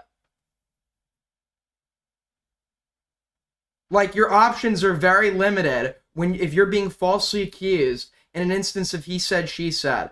In this case, there is the most amount of material to defend oneself that I've seen recently. I wouldn't expect Tom to have anything to debunk this, whether they were fake or true. A lot of this shit, albeit it doesn't outright debunk it from happening, it paints the picture that some of these descriptors, or some of her description of events, was less likely, and that she's omitted key details, tarnishing her credibility and making the notion that she is possibly a spiteful ex seem a little bit more likely. I think that he would maybe change and stop being so aggressive, because he told me before that he would like kind of chill out, but he never did chill out, and it kept being the same very intense, violent aggression every single time. She also alleges that I hit, choked, and beat her without asking, essentially painting me as an abusive partner. Unfortunately, I did still stay with him, and I know a lot of people seem to have a lot of questions about that, and honestly, you were completely correct to question my judgment as to why I stayed with him, even though he was... Okay, to give her credit, her choosing to stay with him if he's actually beating or punching her means absolutely nothing. This is why I don't let people do this with Pink Chew or whatever, when people are like, how come you didn't realize it was abuse until after you left him? To expect somebody who is actively in an abusive relationship to have an accurate view of abuse being perpetrated against them at the time they're in that relationship is fucking retarded, and only comes from people who know absolutely nothing about abusive relationships and want to speak on them online. So, if this did happen, if Tom was abusive, her staying with him means fucking nothing. You know, hitting and choking and beating me. There's this idea she's trying to paint that in the relationship, I was constantly pushing this rough, violative sex onto her, and even though she didn't like it and was being abused, she stayed with me. I've seen some people question her saying things like, well, if you hated it, why didn't you just leave? But realistically, sometimes people do stay with abusive partners, and I don't want to invalidate their stories through my response. The real reason that she didn't leave is because she loved having sex with me, and throughout our entire relationship was constantly begging me to validate her fantasies. In this first screenshot here, she expresses that she is a real freak and says that she wants me to kidnap her, even saying, I want to be tied up, taken to the woods, and pounded, so maybe there's something wrong with me. I respond by saying that we should not have sex in the woods, and she says, you nervous? Right here in this next one, Rowan says, I yearn to be manhandled and led across a dark room. That's why I like you. I reply saying, you are like a dungeon person, and she says, you are big. Yeah, so once again, consensual BDSM is different than an abusive relationship, and it seems like she has masochistic fantasies, and he might be a sexual sadist. So the question becomes, okay, was this all consensual? Was this above board? Was consent given for these things? Now that it's been established that interest in this sort of kinky shit is not one-sided, now that's where the he said, she said, that's where you gotta trust one of their words over the other. And as I said before, the reason I'm more inclined now to not trust her word is because the shit she left out, the message that she very clearly tried to recontextualize, to use for the sake of evidence, the message to her sister, it makes me not trust her, right? As a result, if she's, in my opinion, being that misleading. Like a caveman, and I feel small next to you. In fact, anytime I wanted to have more loving, slow, I guess sensual intercourse with Rowan in the bedroom, she actually had a problem with that. I remember one specific instance where I was being more slow and sensual, and I remember her whispering in my ear saying, I want you to pound me. And that's probably why on June 5th, 2025, she texted me saying, I need to get face fucked for an hour. And I replied by saying, damn, exams suck. On June 2nd. All right, there's people disagreeing in chat. Let's do an open panel, okay? My call-ins are open. Join my Discord server in the description. Join call-ins. We can have a discourse about this. I like having live discourse. Okay, if you disagree with me, disagree with each other, etc., call in. How do I join call-ins? You join through... so you join the Discord server. The link will be in the description, or I can repost it in here if you're unable to find that. When you enter the server, there's going to be a voice channel called call-ins. You're just going to sit in that, and I'll drag you up into the live channel.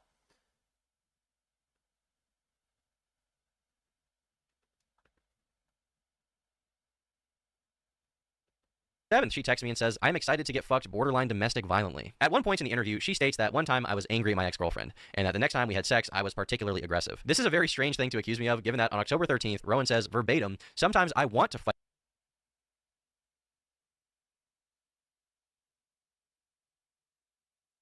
Yo, what's up? What's up? Hello? Okay. Fight you just so you be more angry when you fuck me. She clarifies saying, I do like that though, even without the fighting. So at every opportunity, this girl is publicly saying, oh my god, look at all this horrible shit he did to me. And then she's texting me that she wants me to kidnap.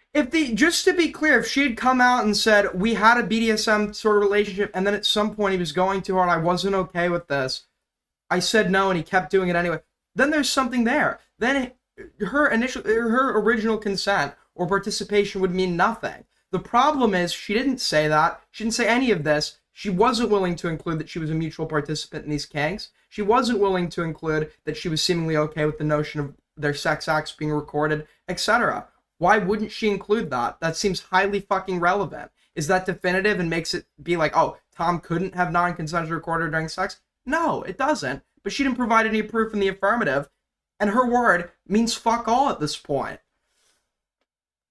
Her, tie her up, and pound her in the woods. And if anyone is putting up any resistance to that, it's me. She once again lies about weird little things in the interview. Hello? Like she says that I was her second boyfriend. Hello? Hello, my friend. Hi. Okay, so here's my issue. I think the woman, she was being manipulated by Turkey Tom, because she clearly has some mental issues with BPD, is what I read on Kiwi Farms. And so I do not get why you keep saying she's lying, because I think she's being manipulated. I said she lied by omission. She left details out. What is this word omission? Meaning to leave out?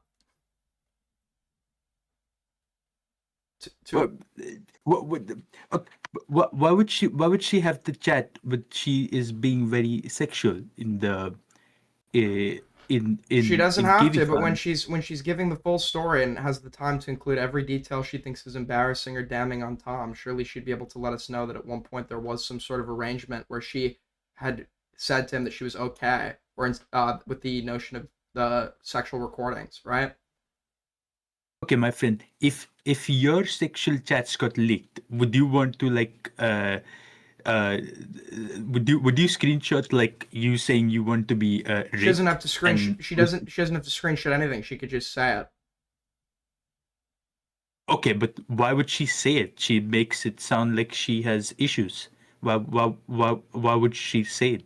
She had no problem saying Okay. She had no problem saying everything else, including shit that didn't matter. Turkey Tom has 1 million subscribers.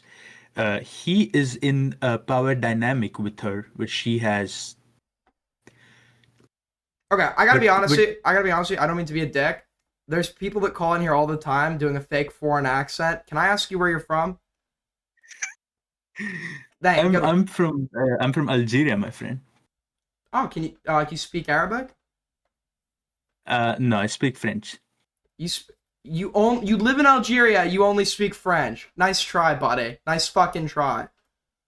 I'm from northern Algeria. We speak French and we speak English. We don't- don't speak You don't know Arabic any. mostly. You don't know any Arabic. No, I'm from Zagreb.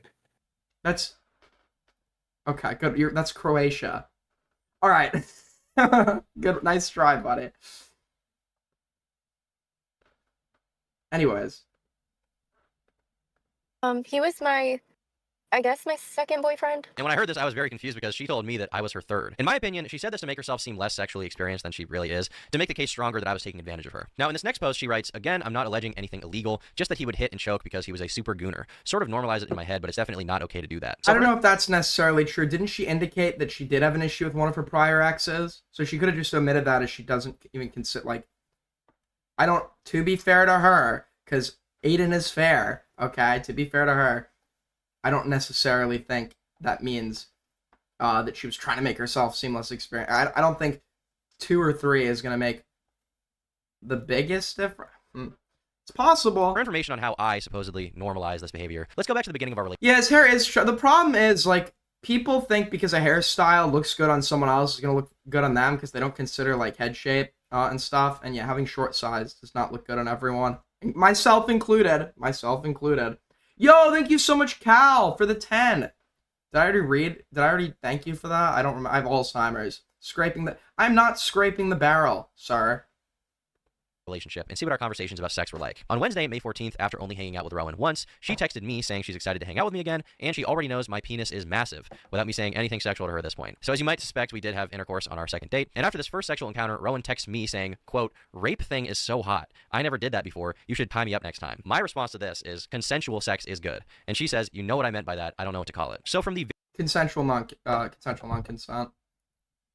Which, I'm pretty sure, by the way, statistically, not that men can't be into that, but you'd be surprised at actually how common that fetish seemingly is among women. The sad part is, as well, I'm pretty sure there's like, I've read somewhere that like if you have ever been a victim of sexual assault for some reason, the possibility of having that fetish of or wanting to entertain consensual non-consent sex it like also goes up. very first interaction we have, she calls our sex rape for some reason, saying how hot it is, to which I clarify that she calls it because she doesn't know what CNC means. She doesn't know what CNC means. Which she says, she literally says herself, she does not know what to call it. So when she says rape, which she's very clearly referring to here, is the notion of pretending like there was some rape going on. That's what she was getting off to.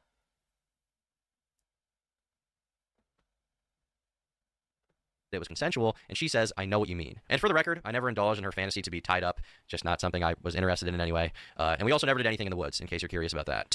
Who gives a fuck if he did? Who cares? No, it's funny, but like, the age play shit is the funny part. The age play shit is the funny part.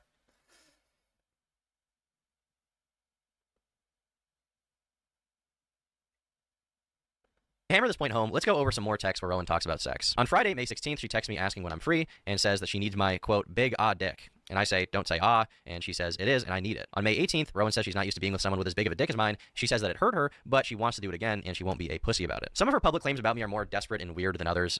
Like she complains that I didn't eat her out. Like, he never once ate me out, but he would demand that I would constantly suck his dick. And, like, yeah. But here is a text message of me. Hold on. Urban Dictionary. I just want to make sure I'm getting this right. Eat her out.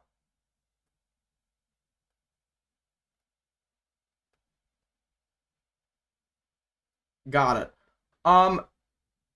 That makes sense.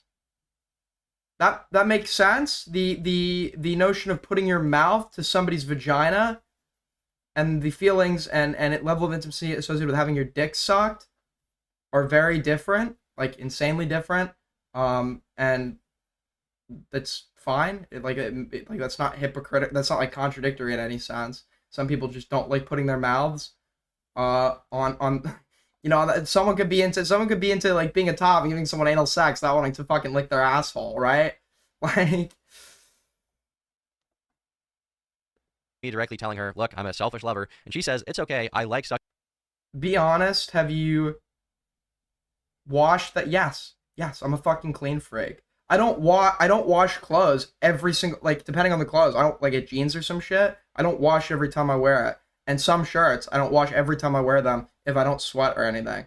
Because then what I do is use a lint roller, maybe steam it, put some Febreze fabric refreshener spray on it, and then you can wear that shit another day. But after I've worn the shirt, like, for 2 days, then it gets washed.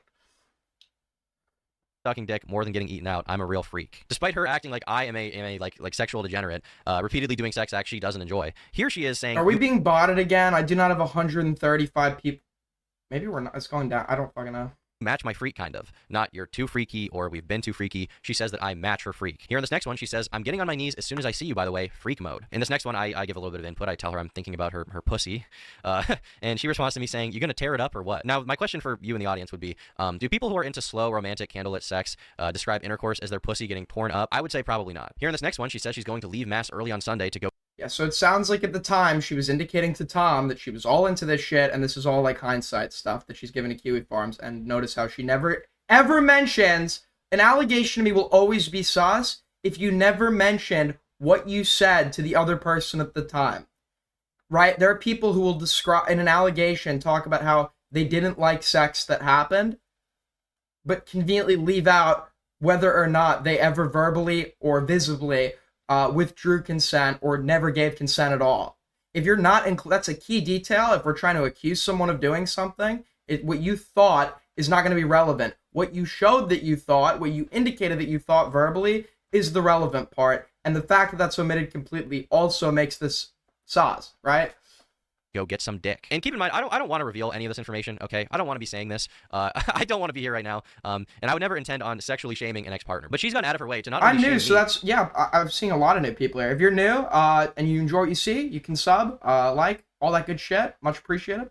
but also to lie in an effort to paint me as some gooner, freak, borderline rapist. So let's keep going. Here, Rowan makes a post saying that I'm a Patrick Bateman gooner because I flexed in the mirror after we had sex. But the strange part about this is that I have a text of her saying, quote, I keep thinking about how hot it was watching myself take your big dick in the mirror. Gooner as fuck, sorry. Reading through what she says about me publicly, it's like every accusation she makes towards me is actually some kind of confession to her own behavior. On June 25th... Yeah, you can't, I'm sorry. You can't kink shame if you're a mutual participant in that kink and actually suggesting ideas in relation to that kink in someone's fucking text messages.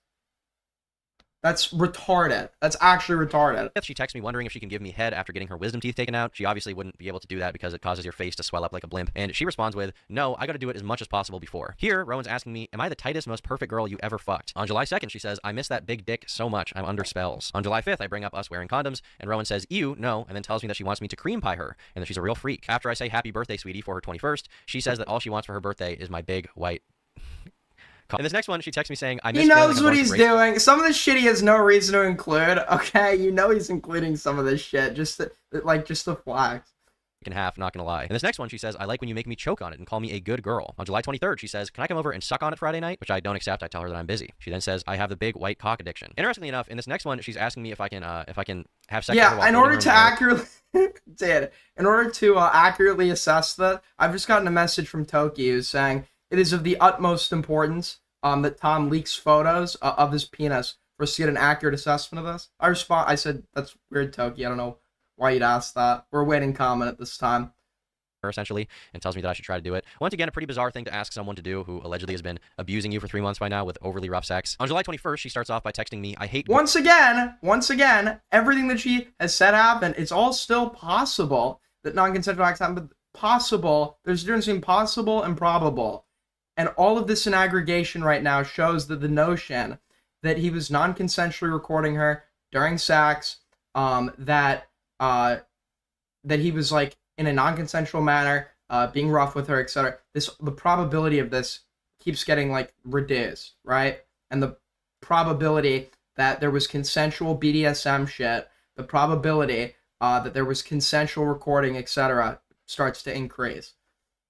Gooner men, and then not even 1 minute later she says, I need that big white cock. On August 23rd, she says, whenever I wake up without my morning Tom face fuck, I am sad. On September 2nd, she expresses that she wished she lived closer to me, but if she did, it would be an issue because she would want to come suck my dick all the time. On September 17th, she sends me an Instagram reel of someone praying the rosary. I'm seeing tons of new people in the comments, so I don't know if we're just like, because it's a big drama or something, this is getting recommended. I'm like not sure.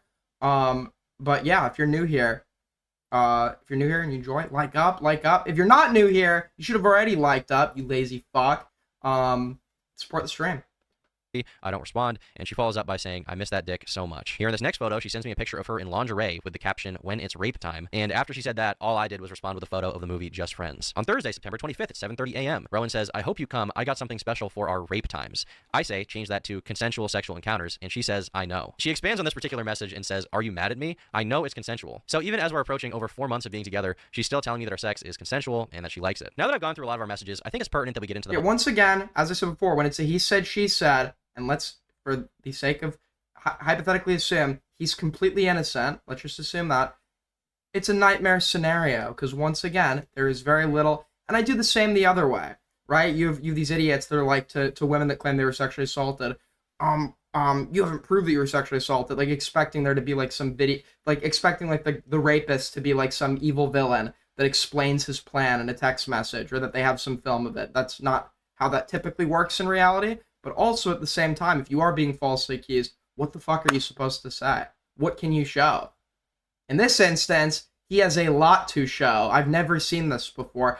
At this point, I'm starting to question why, knowing that he had this, she would like go. She was still willing to like go on her like fucking tour to like Huey Farms about this. I don't get it. Month of October. This is the month that Rowan has publicly claimed that there was one specific incident that occurred during which she asked me to stop having sex with her and I did not. To be perfectly clear, this never happened. But just to have some fun, we can go through our text day by day in this month to see which day this horrific incident could Poll just dropped. Vote in the poll. possibly occurred. On October 2nd, she texted me saying, "You are perfect." On October 3rd and 4th, we hung out. She asked me if I got home okay, and she says that I am her formal date in her heart. She then says that she hates when anyone comments on her body, even in a positive way, and I tell her that she should eat slop and go for a walk and not worry about it, and that she is beautiful. On October 8th, she continues being sexual, complimenting I'm really trying to gain weight because I hate when people talk about my body, even in a nice way. It's just weird as fuck. Like, would you ever tell a fat person how fat they are? But it's okay for people to come up to you and be like, "You're so skinny, so tiny." So I guess she could, technically, this might not have been the best thing to say to her if the insecurity is about the fact that she's skinny. I think advising her to eat in the process is like, I don't think he had bad intentions with this. He's just telling her, like, just chill, like, do what you want. But, you know, personally, like, if she's the insecure, if she just said that that's what her problem is, people pointing out, like, the skinniness or whatever, like, maybe, I that's not what I would have personally said.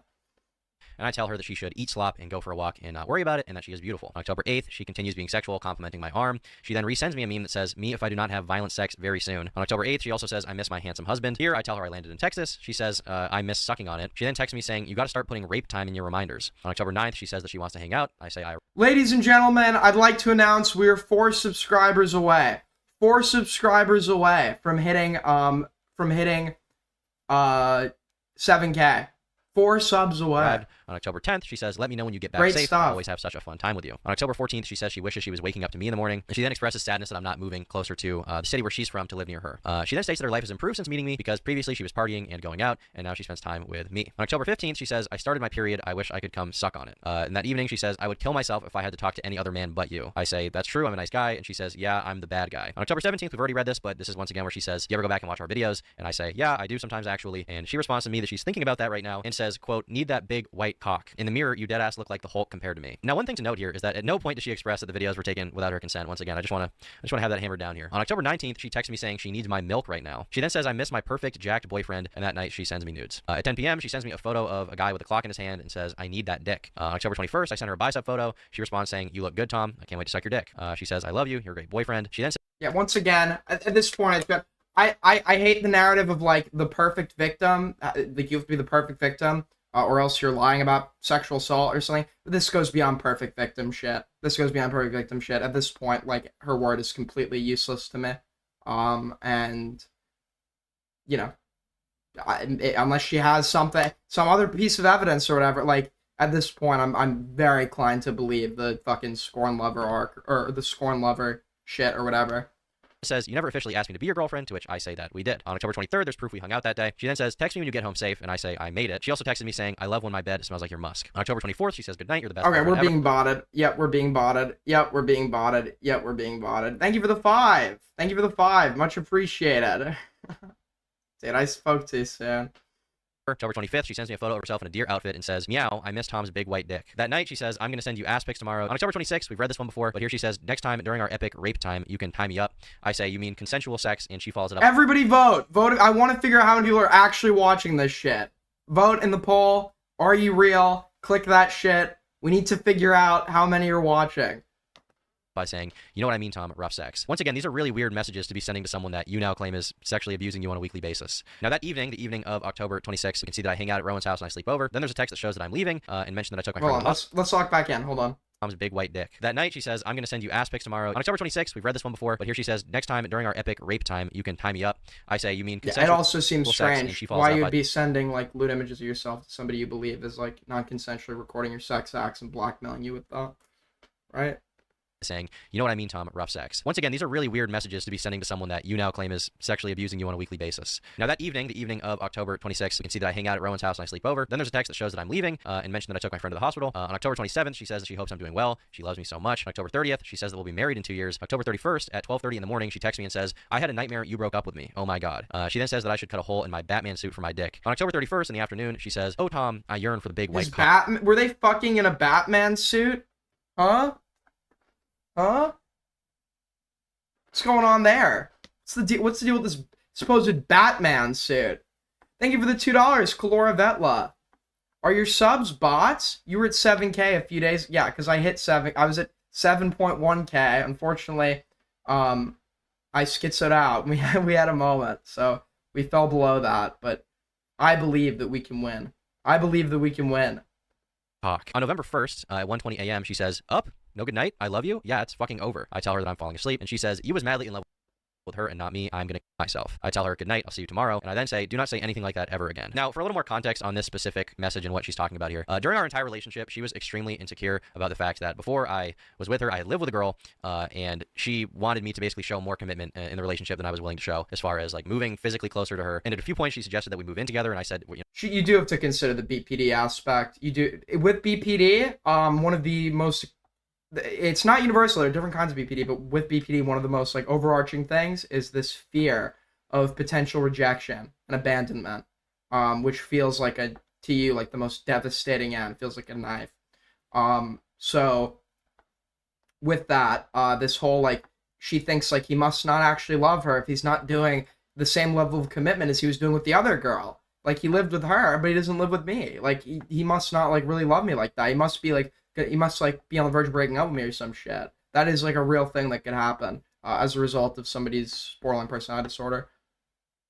you know, it's just too soon. We're not really ready for that. I don't think that makes sense after dating for just a few months to move in together. So that's the context of this. She would constantly bring up shit and compare herself to my ex or ex-sexual partners in general, but my ex-girlfriend. And I was like, don't say stuff like that. Like, I'm dating you right now. Stop worrying about this. So later on in the night, she texts me saying, mass is needed. I am such a sweet girl and have love in my heart for you. I know this. And this carries into the morning where she says, hi, my sweet love. The next day around noon, she says, sorry for being kind of bitchy. Let me know when you're on your way. I say that I've arrived. We take a photo in our Halloween outfits. And on November 2nd, I say that I made it home. And she says that she hopes that I have a good day. So we've now made it through the entire month of October. And there's no indication of any kind of abuse, any kind of mistreatment, or even really anything negative. But almost every single day, she says something about how she loves me, how I'm perfect, how everything is good, and she keeps sending me sexual stuff the entire time without me even asking. At the risk of belaboring the point, I do want to go through a few more messages just for the hell of it, just so I can confidently show that she was extremely sexual the entire time and never expressed any reservations about the sex we were having. On Wednesday, November 5th, out of nowhere, she texts me saying, I'm trying to make you nut. I just don't respond. On December 12th, she sends me nudes again. Kind of a weird thing to send to someone who apparently has sexual blackmail on you again. I made that point, yeah.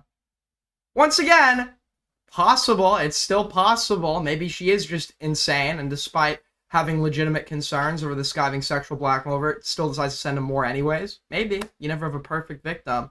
But as I've said before, the probability starts getting so low that at some point you just have to throw in the towel. You have to say, these allegations, the allegations that have been addressed in this video, the ones that she was making, are starting to seem quite worthless as they stand today, unless something new is presented. December 24th, she says that I'm a sweetie pie. She's grateful for me. She wants to make me nut again in her words, and she hopes we're married for a long time. On January 2nd, she sends me a naked photo of herself again, unprompted. And the morning of January 8th, Rowan texts me saying that before she comes to visit me, she needs to know that my dick is working. Less than 36 hours later, what I do know, and what I am comfortable with asserting, is that she did, for whatever reason, she did omit crucial details. For whatever reason, she did completely recontextualize a piece of evidence and was bad at doing so you could see right through that shit. Which are all indicative of some sort of pattern of dishonesty here. Broke up with her. So as you can see, the texts don't lie. Rowan was blatantly the more sexual one in the relationship. I've produced evidence of this nearly every single week, and she didn't produce any because there isn't any. But apart from the idea that I filmed her without her consent, and apart from the idea that I was a sexually abusive partner, she actually made some other claims as well. So another claim she made is that I encouraged her eating disorder. Yeah, I told him very early on, like, hey, like, I've struggled with eating issues in the past, and I'm kind of still trying to gain some weight and make sure everything's okay. And he would tell me, oh, I love how skinny you are, I like how small you are, you know, like, I love how your body is, like, skinny, and, like, just say all this stuff that was incredibly hard to hear. This is also a pretty serious claim, and if true, would undoubtedly make me a pretty fucked up guy. But it's just not true. Here, I directly discourage her eating disorder, even giving her advice on gaining weight, and I say starving yourself is very bad for you. In this next screenshot, she says she used to be thick, but she self-nuked. I say you look the same more or less. I guess you lost some weight, but I think both are attractive. In this next one, she says that she feels skinny fat. I say I don't agree, and I say that working out is good. In this next one, she sends me an image that says nothing tastes as good as skinny feels, and I say that's a sickening image. Now, Yeah, so so then it also sounds like she could be recontextualizing him with innocent intent, saying that he thinks she looks great or whatever, which could still, right? People who are insecure about their bodies, talking about their body in any context, even if you think that what you're saying is good, right? Might be taken the wrong way, but that doesn't make you an evil person. That doesn't make you an evil person. But yeah, that evidence goes to show that, okay, he's clearly not trying to encourage this eating disorder, so. Now, for those who don't know, this is it's like a pro-anorexia slogan, I guess you would call it. Here in this next screenshot, she asked me if I'd still like her if she gained weight, and I say yes. Here in this next one, I tell her explicitly she should eat more food and drink protein shakes to gain weight, and I also tell her that gaining weight would be healthy for her, as well as saying, I just want you to be healthy. Here in this next one, I tell her that I find her sexy how she is, but that it could be healthy for her to gain 5 to 10 pounds. Why did she go and do this if, I don't get from her perspective. Once again, hate to play into BPD stereotypes, but she might have literally been splitting, and now thinks Tom's like this evil person and wants to fuck with him and shit. Because this decision, even from a perspective of a normal, manipulative, evil liar, still doesn't make any sense. The type of obfuscation, the type of deals that were omitted, were ones that he could have easily disproven, or gone to show they were completely unlikely, right? Why would she do that, to herself, I guess? Because that just seems like a totally impulsive, not thought out decision. So this is now 7 instances of me actively discouraging her eating disorder, despite her lying and saying that I was egging it on. Now, one of the other allegations that Rowan has levied towards me is that I'm into age play. She's not alleging that I did it with her. She's alleging that I did it... Tom is never saying he didn't participate in BDSM. That's not the question. He denied participating in rape play, but the question is, was it non-consensual? With another girl named Ellie, who I briefly talked to 2 years ago. Now, there's no proof whatsoever that I did anything close to age play, but I did. This is the worst. This girl's the worst allegation for me, because what the fuck? What the fuck are we doing, bro? What are we doing? What is going on here? I don't like to victim blame. I don't want to victim blame or anything, but it's I don't know how Tom would ever be. Assuming Tom is innocent of this, I don't know how he would ever be shocked. This would inevitably happen. Holy shit. And also, yeah, the fucking Sandra. We talked to 2 years ago. Now, there's no proof whatsoever that I did anything close to age play, but I did text her about these allegations, and she clearly states that I've never done age play. An ex-girlfriend of mine named Kai, who I dated for 3 years, also publicly posted on Twitter saying that I never abused her and that we never did anything related to age play. So this brings the total counter up to 5 people: Rowan, Katie, Ellie, Kai, and another random girl I banged a year ago named Maddie, who for some reason came out in the midst of all of this to post pictures of herself in my house. And all of these people say that I never was into this fetish with them. The closest thing I've ever engaged in when it comes to age play is that sometimes girls do call me daddy during sex. It's a little embarrassing given that I am me. I accept that it's something people are going to see as a little bit strange. All I can really do at this point is accept that it's something that I've done, and I think that Rowan should accept it about herself too, given that she also called me daddy during sex and over text repeatedly. In the same vein as this accusation, Rowan stated, one more thing to add. So people keep saying he didn't disprove, he didn't address the age play shit. He didn't How can you disprove that? How do you disprove that other than getting testimony from others? How are you supposed to disprove that? Never really expressed any interest in Hello Kitty or that type of e-girl stuff, but I had one Hello Kitty figure in my car. As a gift, Tom bought me Hello Kitty pajamas and a bunch of Hello Kitty stuff. So Rowan essentially wants you to believe that I'm pushing Hello Kitty onto her as if I have some kind of weird fascination with it. But the truth is that Hello Kitty is just I guess it's just a fucking BPD Discord e-girl. I don't know. They've made it their personality. Whenever I see Hello Kitty, I think of horrors. Horrors that God had no part in, and yeah, we should just retire Hello Kitty. A 23-year-old man, and I don't give a fuck about Hello Kitty, okay? The only reason I bought her anything Hello Kitty themed at all, which was once, by the way, was because she frequently expressed interest in it. Here she is sending me a photo with a Hello Kitty. We don't actually have 500, and I'm going to avoid talking about it because I honestly think that's why this keeps happening. No, there is somebody that, for some reason, for the past year, has, at random, decided to just keep, and I know who it is, I know, if we're honest, right, it's the null, but the question I have is why? I don't understand. I think it might be an attempt to get me terminated. I don't know. Hello Kitty figurine next to her printer. Here she is sending me a photo with a hand-drawn and colored Hello Kitty image on her wall. Yeah, she made these herself. Here, in regards to her decorating my room, she says, "No Hello Kitty," with a frowny face, and I say, "Correct." And something interesting about these texts is that she shows that she has a poster of the movie Lolita on her wall. I wonder what the movie Lolita could possibly be about. This film is about a middle-aged professor who is sexually attracted to adolescent girls he calls nymphettes. He rents a room in the house of a young widow to get closer to her 14-year-old daughter, Dolores Hayes Lowe, whom he calls Lolita. Obsessed with the girl, he eventually gains control over her after he takes her cross-country with him. Rowan even says that I should watch this movie, to which I reply that I feel like it's a movie adult men aren't supposed to see. In this next screenshot, Rowan asks me if I start. There's this guy who you can play out. He's a Hoi 4. He was this like Jewish Russian neo-Nazi, Sergei Tavaritsky or whatever. You could play him in, what is it, The Fire Rises. Bit of lore. He shot and killed the father of Nabokov, who then, to cope with his pain, took up writing and ended up writing the horrific book that seemingly inspired this movie and the word lolicon, Lolita. So in a way, this Russian neo-Nazi from the Second World War is responsible for lolicon. Start dressing like a weird Hello Kitty e-girl, would you still fuck with me? And I replied, no, I don't want you to do that. I find it kind of repulsive. Here, Rowan is texting me upset that she has to take down all of the Hello Kitties from her dorm room. And this next one is probably... I didn't know this. I don't know why you would. It's such a useless... It's such like a... I did, but when I heard it, I couldn't fucking... I'm like, what? That's a strange connection. Strangest reference to Hello Kitty out of all of them. Here, she's sending me a video that says, "Get you a man that takes you to the Hello Kitty hotel." And under it... Did you know the term sadism comes from Marquis de Sade, who wrote these, like... He was, like, a sexual abuser that wrote these, like, disgusting stories in, like, 1800... I think it was 18 or 1700s France. And Napoleon had one of his works. Napoleon, the story goes, Napoleon read one of this guy's books and was so disgusted by it, he ordered the police to arrest the author of this work, arrest the author immediately. So apparently how he ended up in prison. She writes, "Imagine the rape here." And I say, I will not imagine. Now, with some of the more insane projections and lies out of the way, I'd like to get into some strange details that Rowan also decided to lie about for whatever reason she may have. One thing that a lot of people pointed out that's strange is that Rowan had taken a photo of us matching on Tinder before we met in person. Yeah, I took a picture of the match because I could kind of tell there was like something weird about this guy. Like I didn't know if he was famous or whatever. And also I did that to other people as well on Tinder.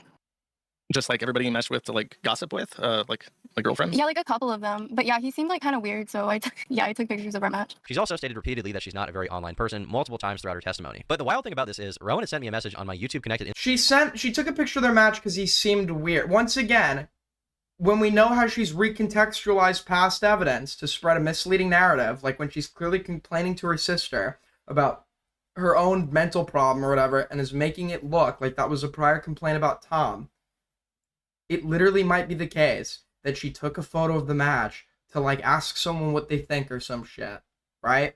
You can't trust her contextualization of evidence if the evidence purely relies on her contextualization, because she's already demonstrated that she's an unreliable narrator in that specific context. Instagram all the way back on February 21st of 2024, 15 months before matching me on Tinder, where she said, "You have to do a video on this crazy guy on Twitter who only has like 3,000 followers." Wait, hold on, go back.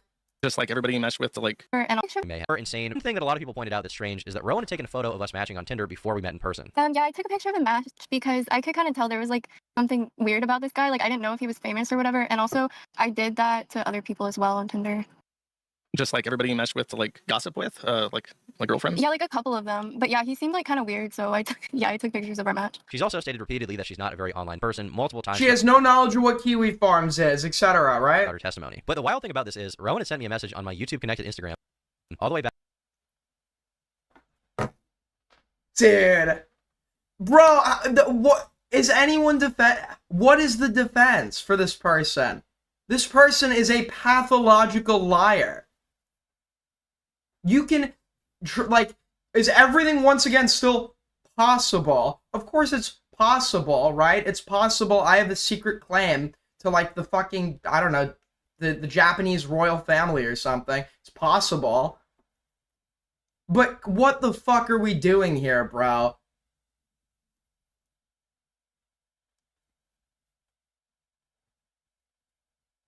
Thank you for the 5 G's. To be fair to her, Tom is really pushing the nice guy thing. I don't know what the fuck that means.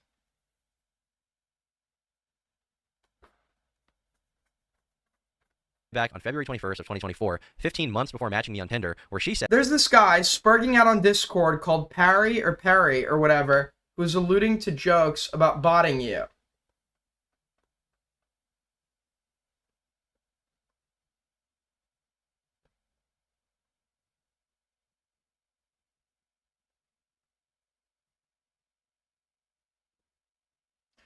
Okay, earlier in my Discord, I said the problem is I know some things that are going to give me a non-publicly defensible take that make me partially sympathetic to Brandon Buckingham, who I don't like. Furthermore, I don't think Dior is responsible for the docs. I'm probably just paranoid fuck right now about people from his personal life being dragged into this. We'll go over all that sub-drama later. These were my initial thoughts on the situation as I had specified. I had woken up. I was still learning what had happened.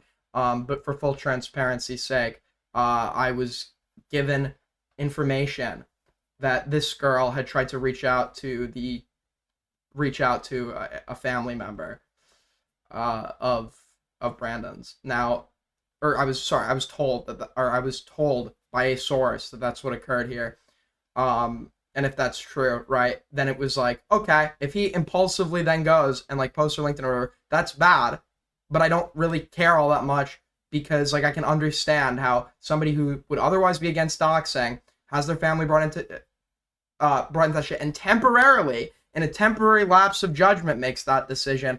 The problem is, as I was informed of and realized later, Brandon still has her LinkedIn up, still has her docs up. So any sympathy for an impulsive act kind of goes out the window when this is still going on, right? Then the kind of sympathy for it being impulsive is kind of not really there so much because you've had time to think about this and it's still up. And I won't blame anyone else for not caring either at this point, because you have someone here that was literally supposedly leaking. She does say it's censored, so I don't know if she actually leaked complete images of Tom's nudes. But you have somebody that was coordinating with Kiwi Farms, working with Kiwi Farms, a forum that is known for doxing, right? She was entertaining Kiwi Farms' interest in private figures related to people who were not Tom, etc., while this was a forum known for doxing, etc. And now she's literally verifiably lied. So, although it's like for example, somebody goes and like shakes a hornet's nest and gets fucking stung and dies of anaphylaxis. Do I feel bad? Do I think that that's wrong? Do I think that that shouldn't have happened? Do I think that the hornet shouldn't have stung this person to death? 150%. Simultaneously, in regards to feeling, there is no, I just don't like, it's like, sucks to suck, I guess, like, poor you. I don't care. I'm not friends with Brandon Buckingham. I don't like the guy, so he could have doxed, he could have not doxed, I don't fucking know. All I'm saying is, based on what I do know, I'm not crying like any fucking tears.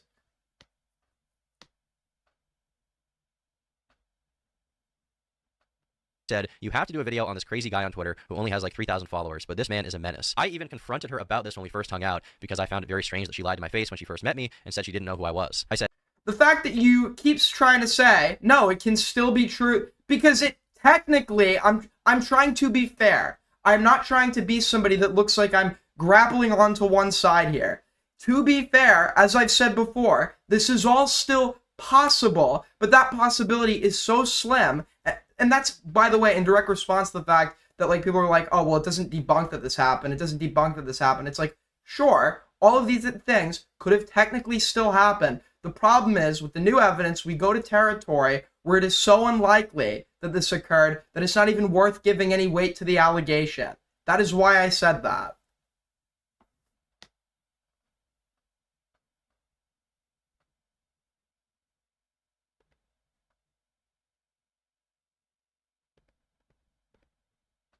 Hold on, give me one. I'm going to turn the air on real quick. If you guys are enjoying the stream so far, please feel free to like up. At least I know we have over 100 people watching. So just like up. What does doxing do in the situation other than open someone up to being harassed IRL? Nothing. That's exactly what it does. We seem to be in agreement. We seem to be in agreement that that's not a good, that is an irresponsible, bad thing to do here. Right? But there are exceptions, or not exceptions. there are cases with extenuating circumstances that make me less sympathetic to the target. But that less sympathy is not actually going to play any relevance in my general take or judgment. My take or judgment being Brandon Buckingham should not have done this. He's a fucking moron. He's given ammo. They literally had a dunk. They have a dunk here. Why would you ever go and feel like it had to go farther than that?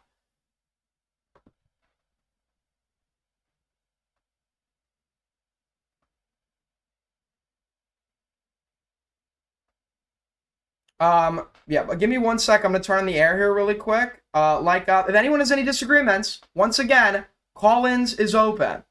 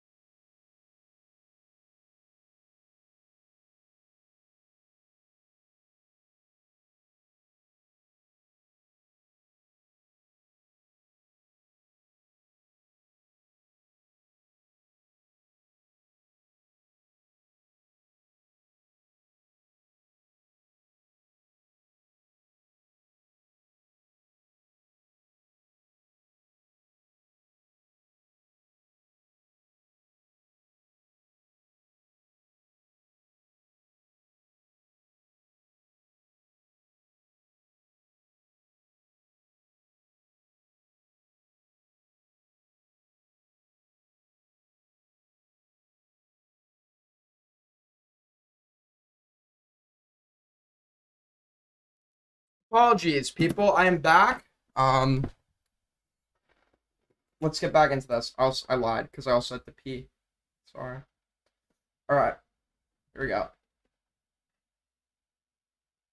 You miss me already. Well, that makes me happy.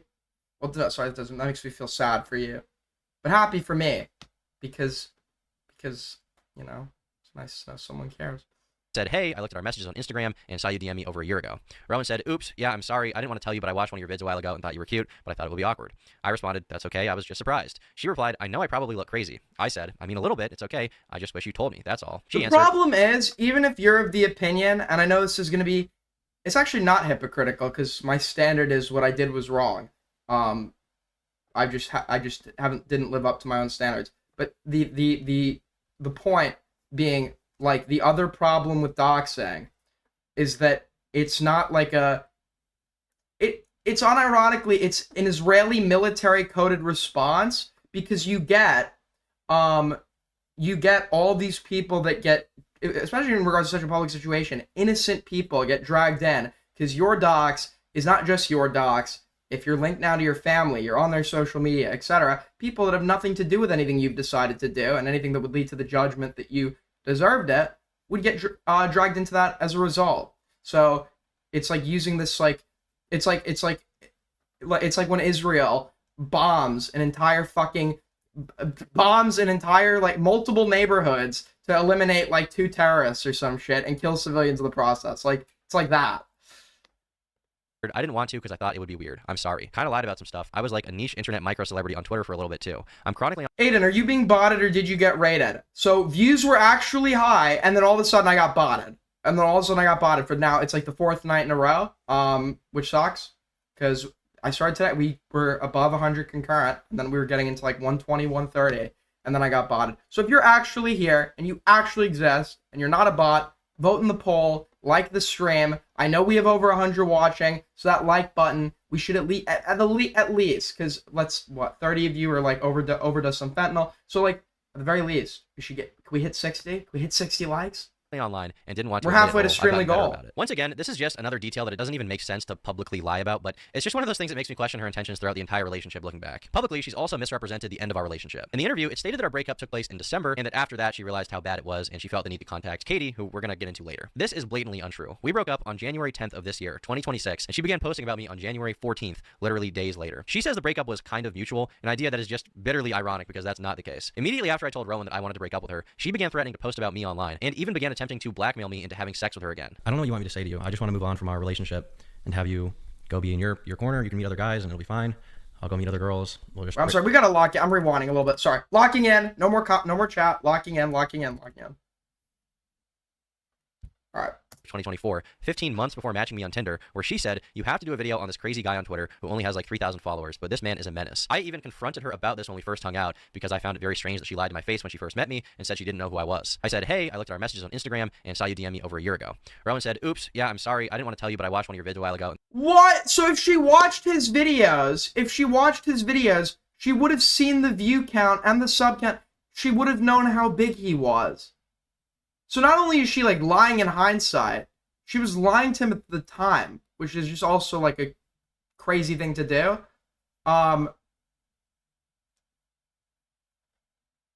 Dude, that I keep thinking, okay, he's got her, but like this is an exceptional case where you do actually have evidence to potentially prove a negative, but there's just more. There's still more.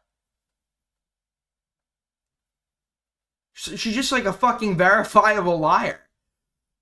And thought you were cute, but I thought it would be awkward. I responded, that's okay, I was just surprised. She replied,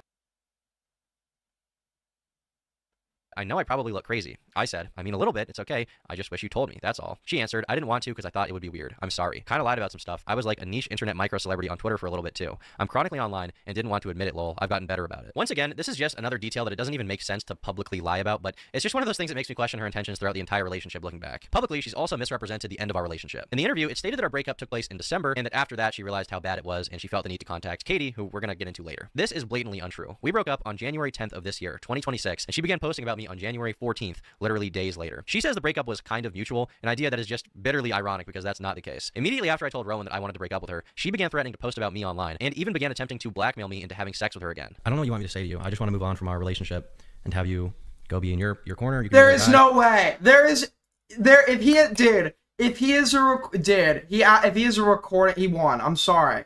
There's gonna be people that are actually coping about this. If this recording has what I think it's about to have, at least in this, it did.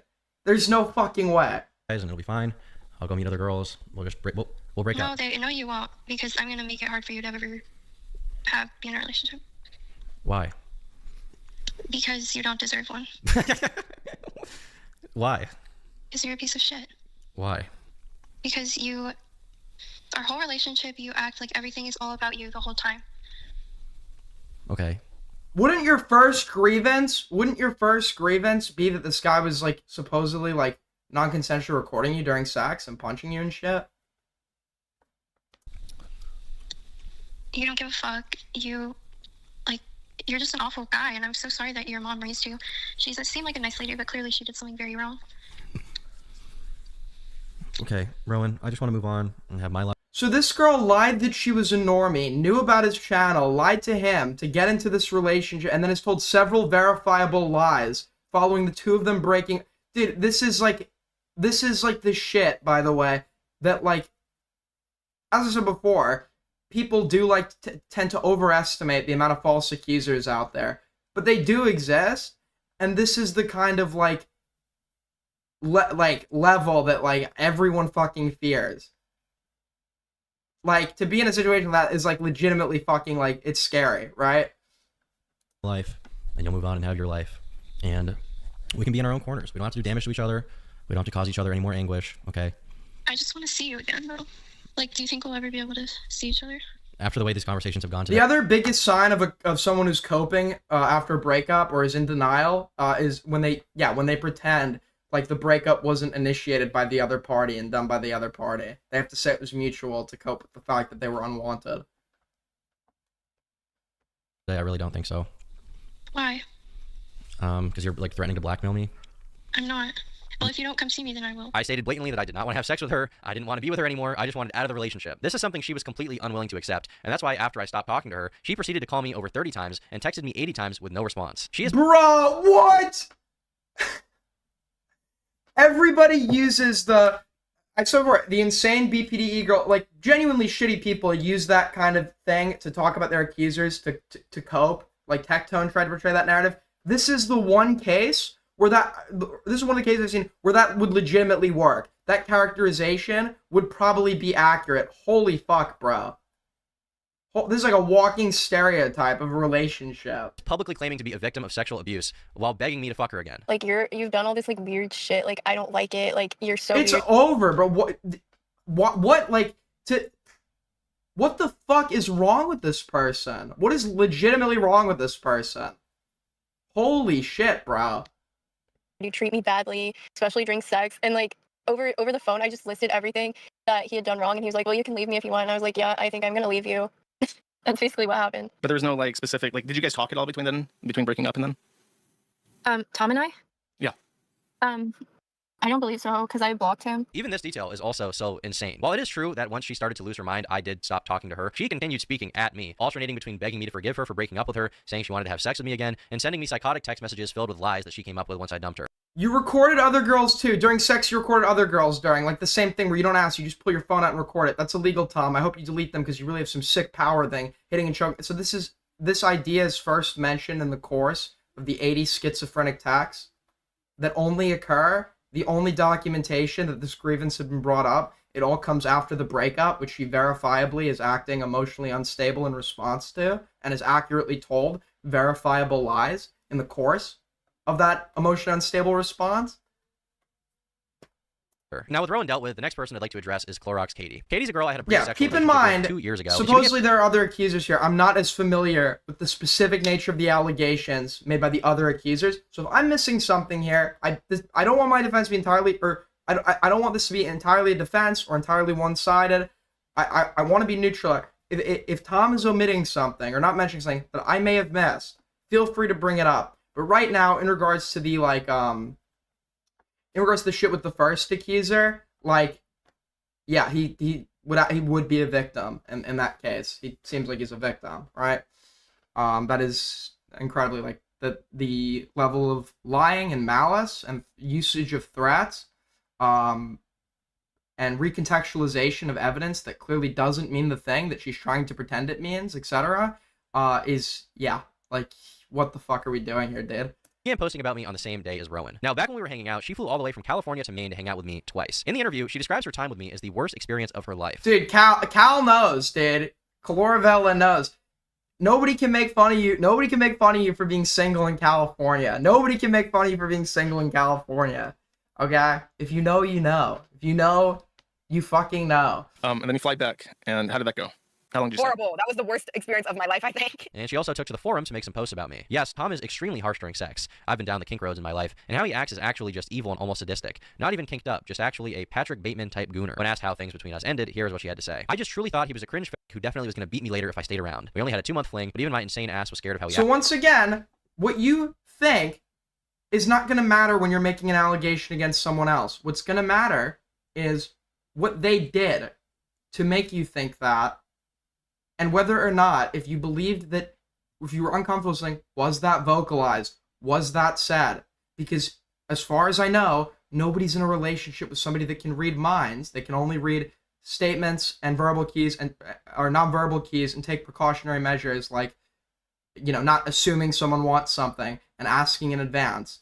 But besides that, if all that is met and someone's making you uncomfortable, yeah, it's now your job to vocalize that. If he's doing something that makes you feel uncomfortable with doing that, then by all means, tell us what it is, right? Acted, and he was also just stupid. I hated conversation with him. He was just extremely weird to me and also evil as fuck during sex. Naturally, people asked her why she hadn't reported me to the police, and her response was, I thought about the police and looked into it, but again, it being across my own state lines and in Maine, it would have had to been filed there, and I lived on the opposite side of the country, so it just didn't seem feasible. These claims are once again so absurd to me that the best way to dispel them is to just look through our messages together. In these 2 DMs, you see that Katie comes to visit me for the first time on January 20th and leaves on January 23rd. She comes to visit me, she says she's excited, she then goes home, and after leaving my house the first time, she immediately texted me saying, I had so much fun, Tom, you can kidnap me whenever. I feel so alone in my bed. She then says that she has to come back. Now, days after coming the first time, she sends me nudes. Once again, this is kind of a weird thing to send to somebody that you're claiming is recording sex with you without your consent. Why would you send this person nudes? She then sends me nudes a second time, says she needs it, says so starved, so deprived, and she says that she misses me so much. I say, let's hang out in March. She says I'm down, but waiting until March will be so hard. On February 1st, Katie says that she misses me. On February 2nd, she slides up on my story and says she is counting down the days until she can see me again. She then says that she needs to see me ASAP, and she misses all the things about me. On February 4th, she says she wishes that she woke up cuddling me. On February 8th, she says she wants to have sex with me again. Once again, this is after the first time we hung out. February 18th, she says she's going to swallow me, and she then sends me naked photos of herself willingly. Keep in mind, once again, she's accusing me of recording sex with her without her consent, and then she keeps sending me naked photos of herself. She even sent me a video, by the way. She says, I need you right meow. I need you ASAP. February 22nd and February 24th, we have I miss you and are you home yet? February 28th, she slides up on my story and says, I'm gonna suck you so good. She then says, I need to see you now more than ever. Lots of hugs and hot sex. On March 2nd, she said, with the type of women,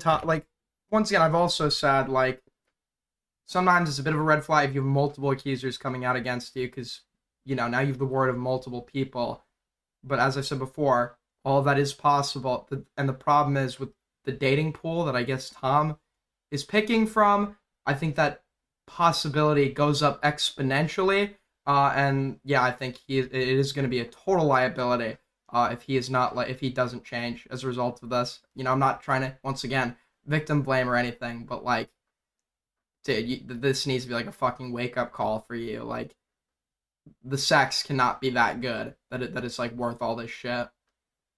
Says, I like you lots, and I reciprocate. She says she can't wait to see me again. She then says that she's excited to see me that coming Saturday. In the next screenshot, I say, your pussy's gonna be so sore. And Katie responds with, good thing we had to wait a while, because then I can take a beating. She then says, I'm ready for you to throw me around. Now, when we were discussing how many days she would want to stay, she says, as long as you want, and that we'll have so much sex and party so hard. And she then once again expresses how excited she is. On March 7th, she sends me a barrage of unsolicited sexual photos. Oh my god, that's my birthday! BDSM leather on her butt. On March 8th, she says all she can think about is me, and she can't wait for my dick to be down her throat. And on March 10th at 7 in the morning, which is 4 a.m. her time, she says that she is so excited to see me that she cannot sleep. Now, with the Instagram messages out of the way, we can move on to the text messages. So on March 10th, this is the second visit, right? Prior to getting there, she says that she is starving for me. Now, March 15th, this is when she leaves. She says I still have her toothbrush, but that I have to let her come back. Now, keep in mind, Katie, in her own words, said that the second time visiting me was the worst experience of her entire life. How long did you Horrible. That was the worst experience of my life, I think. She basically describes being physically abused in the interview. She even says that while we were having sex, she would ask me to stop doing something, and I wouldn't. But that did not happen. You may also recall her stating that she ended things with me because I was such an insufferable person to be around. She claims that after the second trip, she began to realize she was a victim. Yeah, and that's kind of like when things really started piecing together to me that I was like, wait, I think I am a victim right now. Like, something's not right here. In her words, this is why she stopped talking to me. She says that she was scared of me. She said she was scared that I would beat her. Well, on March 20th, which is after the second visit, she texts me saying, Tom, I really like spending time with you, but I'm kind of worried about if you actually like me or just using me. Lol. I'm just BPDing, and so I'm tweaking and need reassurance. Are you just having fun with me, or do we have something? To which I respond, well, I like you and I think you're cool, and perhaps we even have something. However, I would make a bad boyfriend, so I don't really want to date anyone officially, I guess. Yeah. I was abundantly clear with my intentions with her. I did not want anything serious at that time. But apparently, this is the period she began to realize the true extent of my... Yeah, once again, I don't like to... If you're unwilling to... BPD gets enough stigma. BPD gets enough stigma. But as I said before, like, to these people, like, perceived rejection is like a fucking knife in the stomach. And if you're just doing, like, if you're not willing to, like... It's not your obligation to commit, once again. But, like, it is the worst idea ever to be doing these, like, non-committing, like, hookups with people that, with a dating pool that is, like, over predisposed to having borderline personality disorder, because that is probably going to cause some exceptionally emotional reaction from her. Not saying he deserves that. I'm not saying he deserves that. Abuse, which is probably why after we had already hung out the second time, Katie tries to arrange a third meeting with me, saying she wishes that she was in Ohio, where I was at the time, and I did not reciprocate. After this proposition, she slid up on my Instagram story 12 times over the next 10 months, and I did not slide up on her story once, not a single time. So ask yourself, do these texts sound like a girl texting a guy that she finds evil and sadistic, a guy that she was even debating going to the police about? Because to me, it seems crystal clear that she enjoyed her time. It's not my birthday yet. My birthday's in... Holy fuck, dude. I'm gonna be 21. 20... I'm devastated. I'm like, for me, it's like, these past few years, it's been like, oh, you're still like sort of young. Yeah, and now I'm 20. It's like, dude, it's so over. Time together, and even wanted to hang out a third time. You gotta keep in mind here, she flew across the entire North American continent twice, from California to Maine to see me. After the second time, she wanted me to be her boyfriend. I didn't want to, and she then repeatedly made efforts to contact me and hang out with me again. Now, to close off the video, I think I'd like to share some interesting texts that Rowan sent me about her dear friend Katie, as they're both accusing me of... So other than those two, which the first one has verifiably lied, the second one as well, did any of the others make substantial allegations against him? Did any of the... once again, the burden of proof is on the accuser. I'm surprised that he was actually able to provide proof that did actually demonstrate dishonesty, because that's rare when you'll actually have some shit like that. But and then people are saying, oh well, he doesn't disprove the age play shit, as I said, where he denies it, which is like, what the fuck are we gonna do with that, right? I am willing to accept that, yeah, he's into like rough BDSM sex and shit.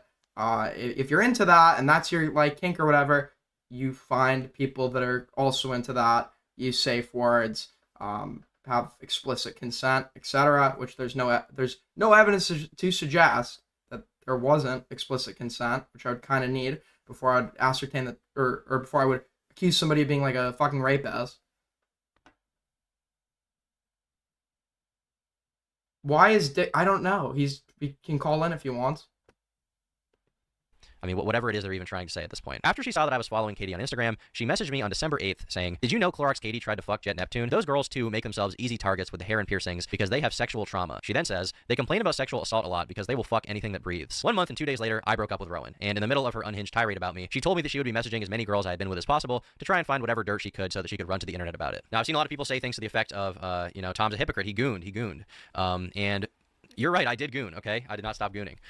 So maybe in the end, the hats are more relevant than ever. Anyway, that's about it. I've said everything I need to. Goodbye. On the serious shit, unless I've missed something, yeah, at this point, he's let's be honest, he is vindicated. On, like, the serious, like, morally egregious shit. There's stuff we won't have an answer to, because once again, it's a he said, she said, and the important part, and he said, she said, and the rest, like, age play shit, is who lied.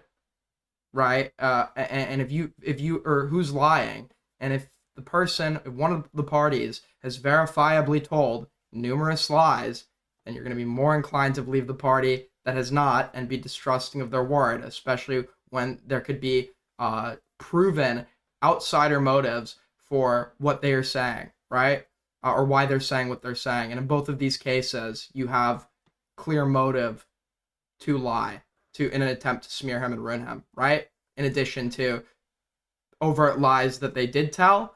And I mean, yeah, if you're pretending like there's still something there, unless they present additional evidence, because once again, anything is possible, unless they present additional evidence, like, yeah, I think this video pretty much, like, vindicates the guy. Thank you so much for the 2, Patrick. 631 natural viewers, by the way. True. $2 from Will Is Me. Happy birthday. Thank you so much, buddy.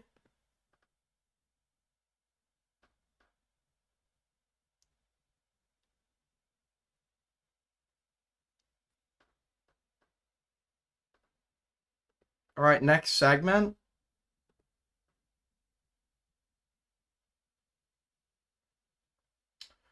Well, I was going to go over a little bit. So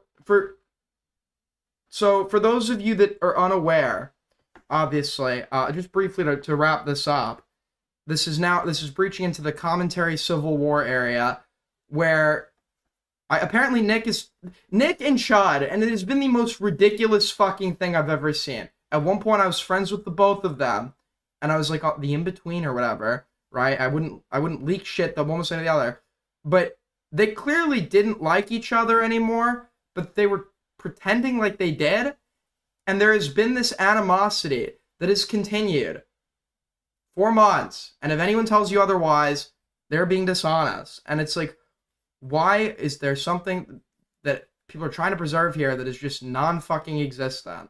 And I guess Nick was waiting for a chance to talk shit on Chud on stream again or something, but Chud was going hard over the Tom stuff, but I don't think this vindication isn't going to be relevant to Chud's coverage, because Chud's only opinion, if I'm correct, was that people, if there were mere allegations about just like funny, embarrassing sex shit from anyone else, we would be covering this, right? So this is sweeping or whatever. The Chud, I don't think, ever affirmed that the serious shit, the shit that Tom has proven to be not probable, like, had actually occurred, right? Isn't Chud right-wing, though? Why are you friends with him? Apparently he's not right wing. I'm fine being friends with someone who is, so long as I don't feel like my relations with them are exacerbating those views, right? If anything, under like basic, like, you can have pleasurable conversations with people you think are right wing, and also under like social polarization theory and shit. Like it is actually good. It is actually good. At points, the fence sitters like to say, why can't conservatives and liberals sit at the table together? It's like, right now that doesn't work, right? Because we're dealing with like a group of like completely fucking brainwashed people. But generally speaking, historically, it is good to talk to the other side.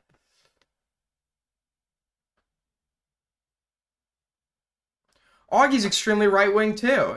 I've argued with him about politics all the time. All the time. If I felt like my friendship with somebody was exacerbating their shitty viewpoints, then I would end it, right? In my opinion, these associations or friendships would only have positives to them in regards to the person's viewpoints. Either they stay exactly where they are and they don't change, which is shitty, right? It's like, yeah, but that doesn't make anything worse than what it was going to be. Or they start hearing differing perspective and kind of become more moderate as a result of that, or are willing to sort of see the other side of it more as a result of that.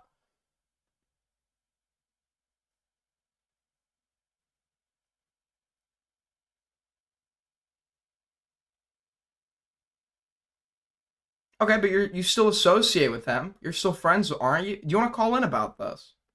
Would you like to call in, sir? Not going to debate. We could have a heart-to-heart conversation. I think it could be very entertaining.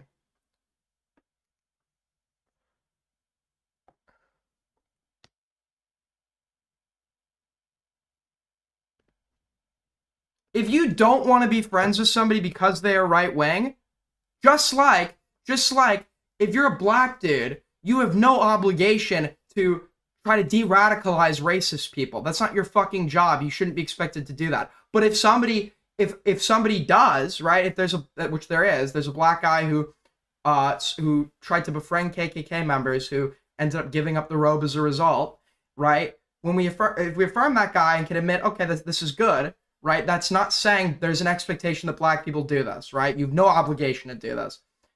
But the guy that does do it isn't doing anything wrong. And ultimately, like, if people are willing to do shit like that, more power to you, I guess. I'm not pretending like my friendship with anyone who's right-wing is to change their political beliefs. I'm either friends with them because we have some common interest or something where being around them is enjoyable for me, right? Maybe the similar sense of humor or whatever. But in regards to... And I love to argue.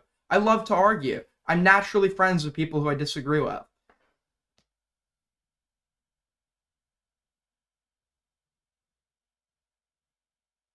Now, why do... Because this example is a common one when we talk about de-radicalization. This was a big discourse because you had this black guy that was befriending KKK members, as I was saying before, and people were like, yeah, it's not like a black person's job to do this, which is true. That's correct. It's not your job to do this.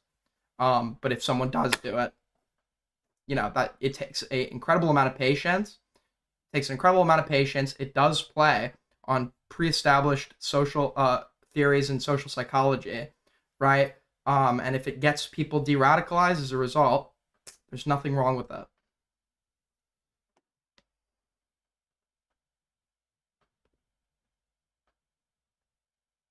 I typically can never be friends with... I can't be friends with an American conservative. I have a hard... The people that I do talk to that we call right-wing, in general, like, they're not like the Fox News, like, watching, like if I argue with them and they'll concede to me and shit, and they're not like they seem to be living in reality but somehow still completely right-wing. I don't know. That, like, I wouldn't be able to be friends with somebody that was really deep in it, like QAnon or like Fox or shit. We would just never be able to see eye to eye, and we probably would not be able to have intelligent conversations in any meaningful capacity.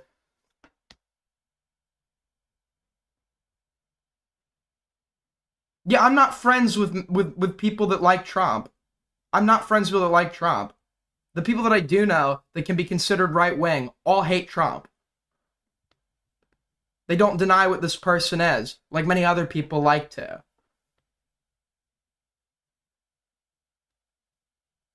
The brainwashing comes into play when you talk to old people, man, and it's like they're so set in stone on their on their views. If you tell them anything, they're just going to be watching Fox News again tomorrow night. So any like conversation you have that has any ability to potentially let them see the other view is going to be completely stamped out by nightly propaganda. And it's just it's frustrating. I don't try to debate old people. All right, let's yeah, Augie has been a good friend to me. Augie's been a very good friend to me. And I appreciate that.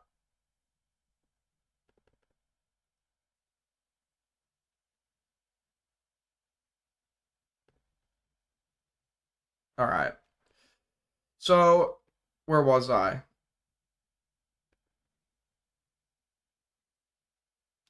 Somebody said Nicholas Fiorio and exiled Aiden Bridge restored, and then somebody else replied, Aiden is forever, no matter how many people he doxes. I think they meant to do that in like a snarky way or whatever, but like, true?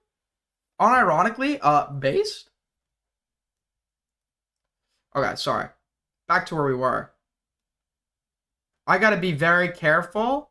I'm not gonna show you the tweet, but Brandon Buckingham posts that for 3 weeks straight, this is about the girl, this is about the first accuser that we saw, the one that's verifiably lied. He posts, for 3 weeks straight, this girl has been publicly claiming that my roommate, hold on. Wait.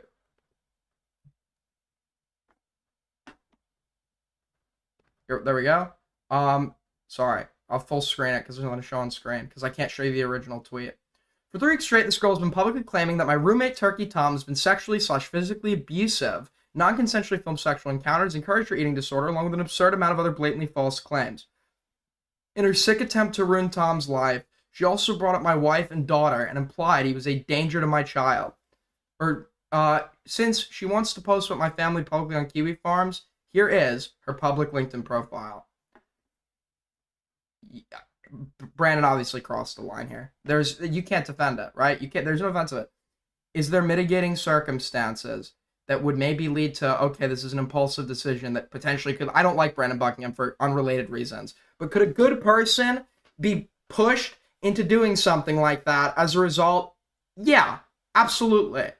The problem is, once again, this isn't impulsive because it's still fucking up. And if anything, I think is like incredibly selfish, because by doing this, you've given her another, like, chance to play fucking victim.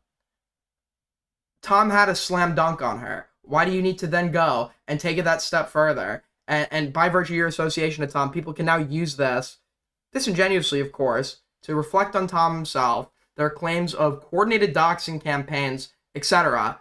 I mean, you're like, what are we doing? Who is calling me? Who the fuck?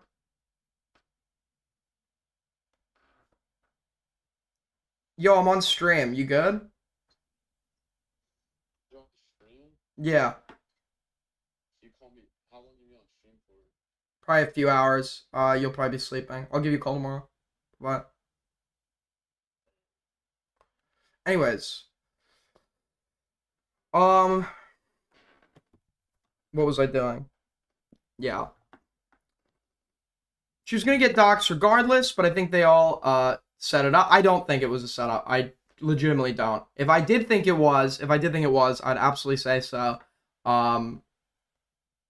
Understandably, nobody involved actually fucking feels bad for her as a result, which is not going to be relevant to your moral application to the standard itself. Like, we could say this is wrong, but I think that there is some annoyance towards Brandon for doing this. I don't think that this was like necessarily coordinated. It could have been, once again, it could have been, but it doesn't seem like it.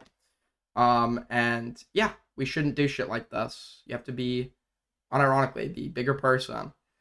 With that being said, people were kind of claiming that, where is that? Dude, it's really not gonna help that Diorio called into my stream because I am literally a fucking paid agent. I spoke to him earlier to figure out what's going on here because he was claiming that she was trying to dox his like ex or something. So I wanted to call him and figure out what the fuck was happening because someone was saying he was lying, someone was saying he was on a coordinated doxing campaign. So we called earlier, and just for transparency's sake. I'm allowed to call him, by the way. It's like I'm scared to, I'm associated with him. It's that I don't want you to think I'm like, there's some private, I'm like being privately blackmailed. Like it's the Mossad.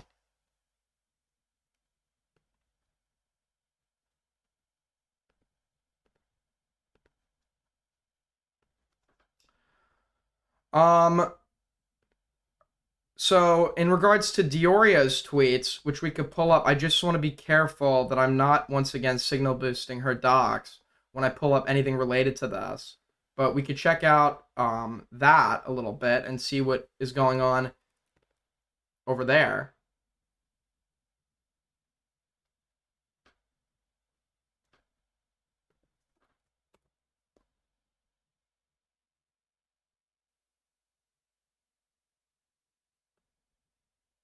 You don't think Nick knew? No, he knew. I think he knew about the video. I don't know if he knew.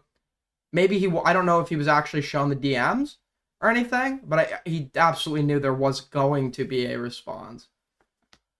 I don't know if he knew as much as, like, I just know that, yeah, Tom, knowing what I know about Diorio and Tom and, like, their relationship, like, I absolutely think Tom would have said something, right? Hold on.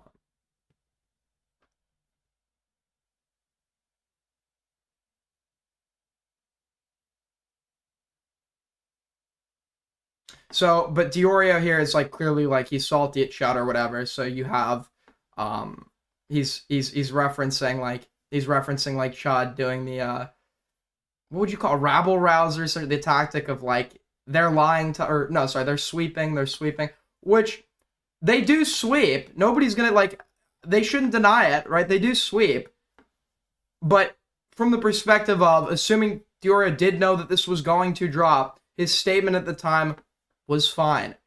People who were actually sweeping, that I saw engaged in overt sweeping, were more so the chatters, like the Alex Gekmo types, who like assuming under the argument of the assumption the age play shit was true, kept trying to emphasize that it was a nothing burger. Like, no, under the standards that we have applied and used to fucking laugh at and embarrass people, and Tom himself has done, this is obviously something worth laughing at, especially if you're like tweeting, if you're talking about Bo Blacks in a fucking dress for like 2 months, like that's fucking obvious, right?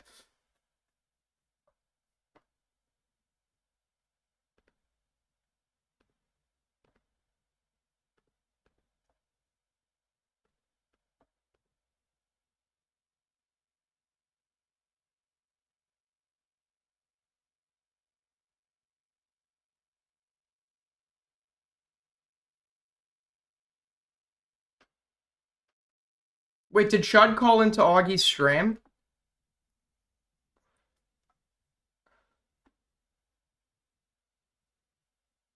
Does anybody have, can somebody put in the inbox Chud's original segment on Nick? Can somebody put that in the inbox?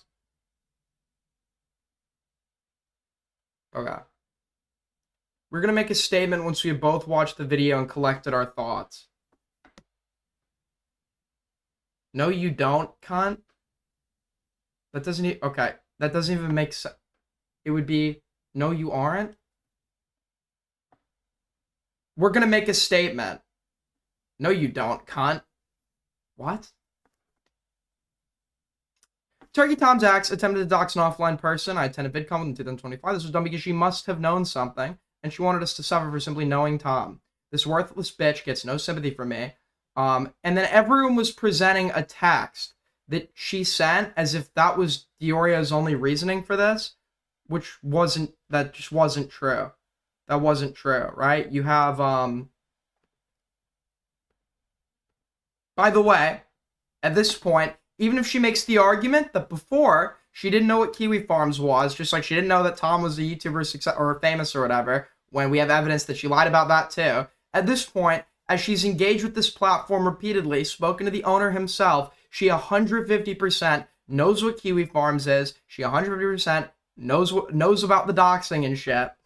Let's look at some of her posts on there.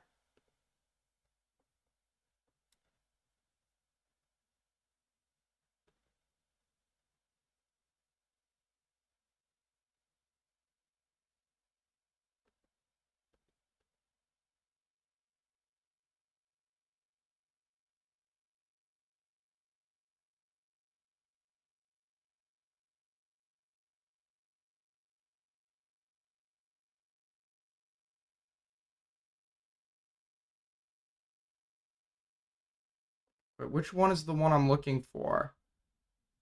Because there's parts where other users are clearly indicating intent to go find who they suspect Nick's partner at the time of being, and then she's replying, insinuating that she's going to try to look further for that and dropping what she does know about like how this person had met Nick. So did she ever dox Nick's alleged ex? No, right? No. But you have a very strong case that she was trying to feed people information who she had reasonable suspicion had intent to go do that to Nick's ex. So from the perspective, it's just as malicious had she actually succeeded and dropped the dox in and of itself. Like, I'm going to be just as scared of an attempted murderer as I am of a fucking murderer in terms of their probability to kill me. The difference is one wasn't successful.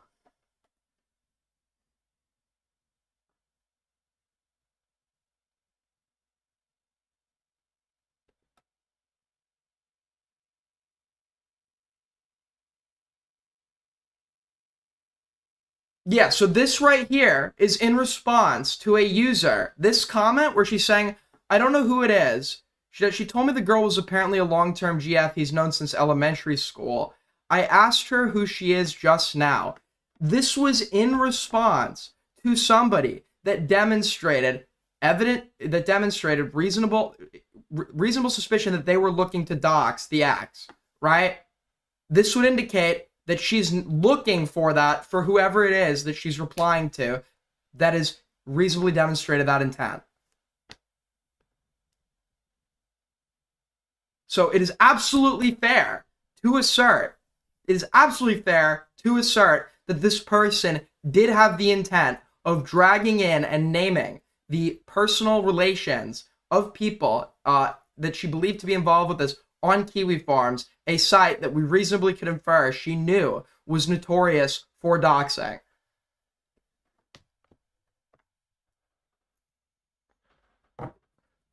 Someone tried to make the argument that YouTubers research shit on people they're talking about all the time.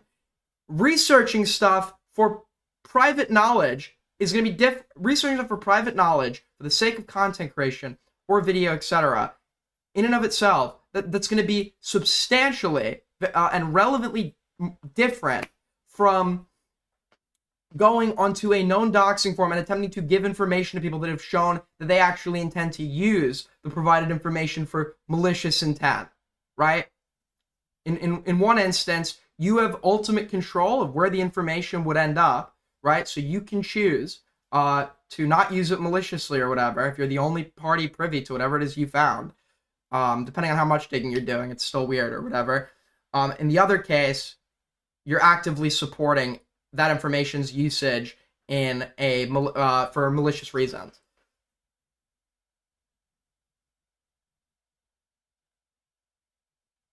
So, where, I guess, does Diorio talk about Shad?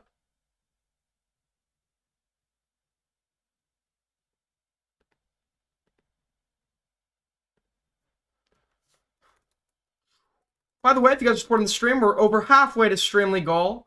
Support has been crazy these last 2 days. You can tell by my viewership. But if you are enjoying what you see, want to see more of it, subscribe to the channel. We are 3 subs away from hitting 7,000. We are over halfway to Streamly goal. You could support through tips, Streamlabs, link down below, and like the fuck up. Can we get to 70 likes? Can we get to 70 likes? If you haven't liked yet, you can move mountains right now with the press of a button.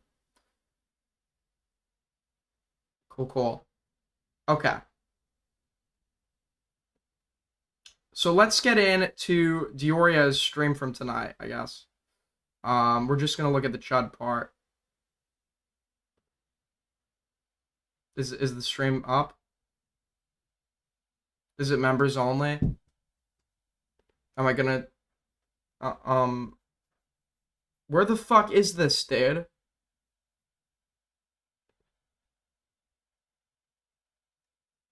Does anyone have a link?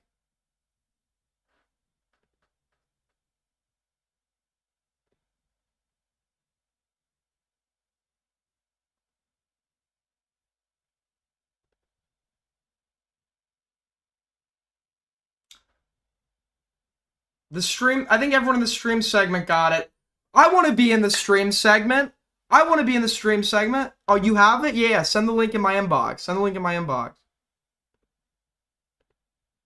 Oh, wait. That is the most suspicious looking link I've ever been sent, bro.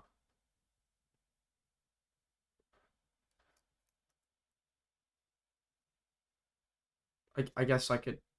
Fuck it.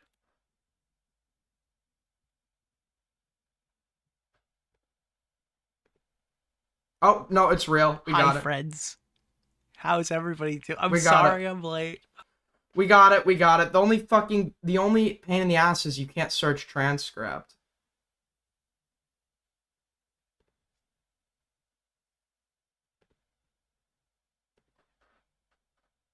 Oh, wait, no, we got the... Okay, cool.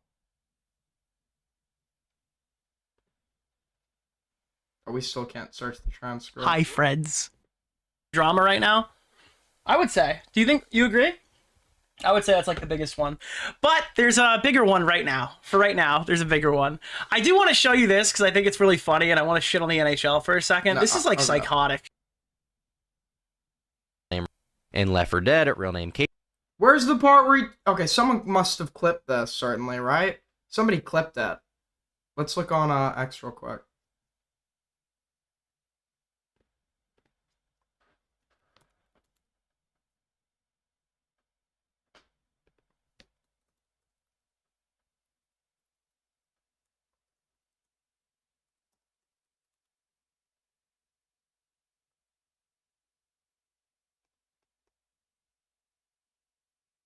Alright, fuck it. I'll gather this and I'll do it tomorrow. Alright, you know what? We covered what we needed to.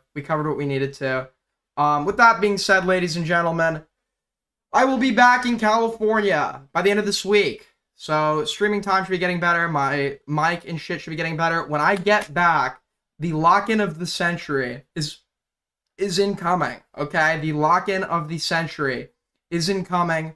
You are not ready for what you are going to see. You are going to see levels of winning that have not occurred before in human history. You're going to start winning so much, you might even get tired of winning.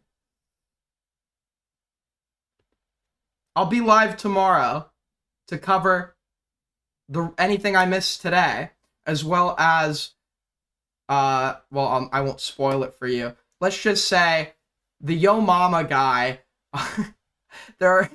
somebody dropped allegations on the Yo Mama guy. But we did 130 viewers. We did like 150 legit viewers today. That's pretty fucking good. Or 150 concurrent. Pretty good shit, guys. Pretty good fucking shit. Alright. Peace. If you're new here, sub. Help us hit 7K. Where am I going to send you? Nobody to send you to. Alright. Take care, guys. Have a good night.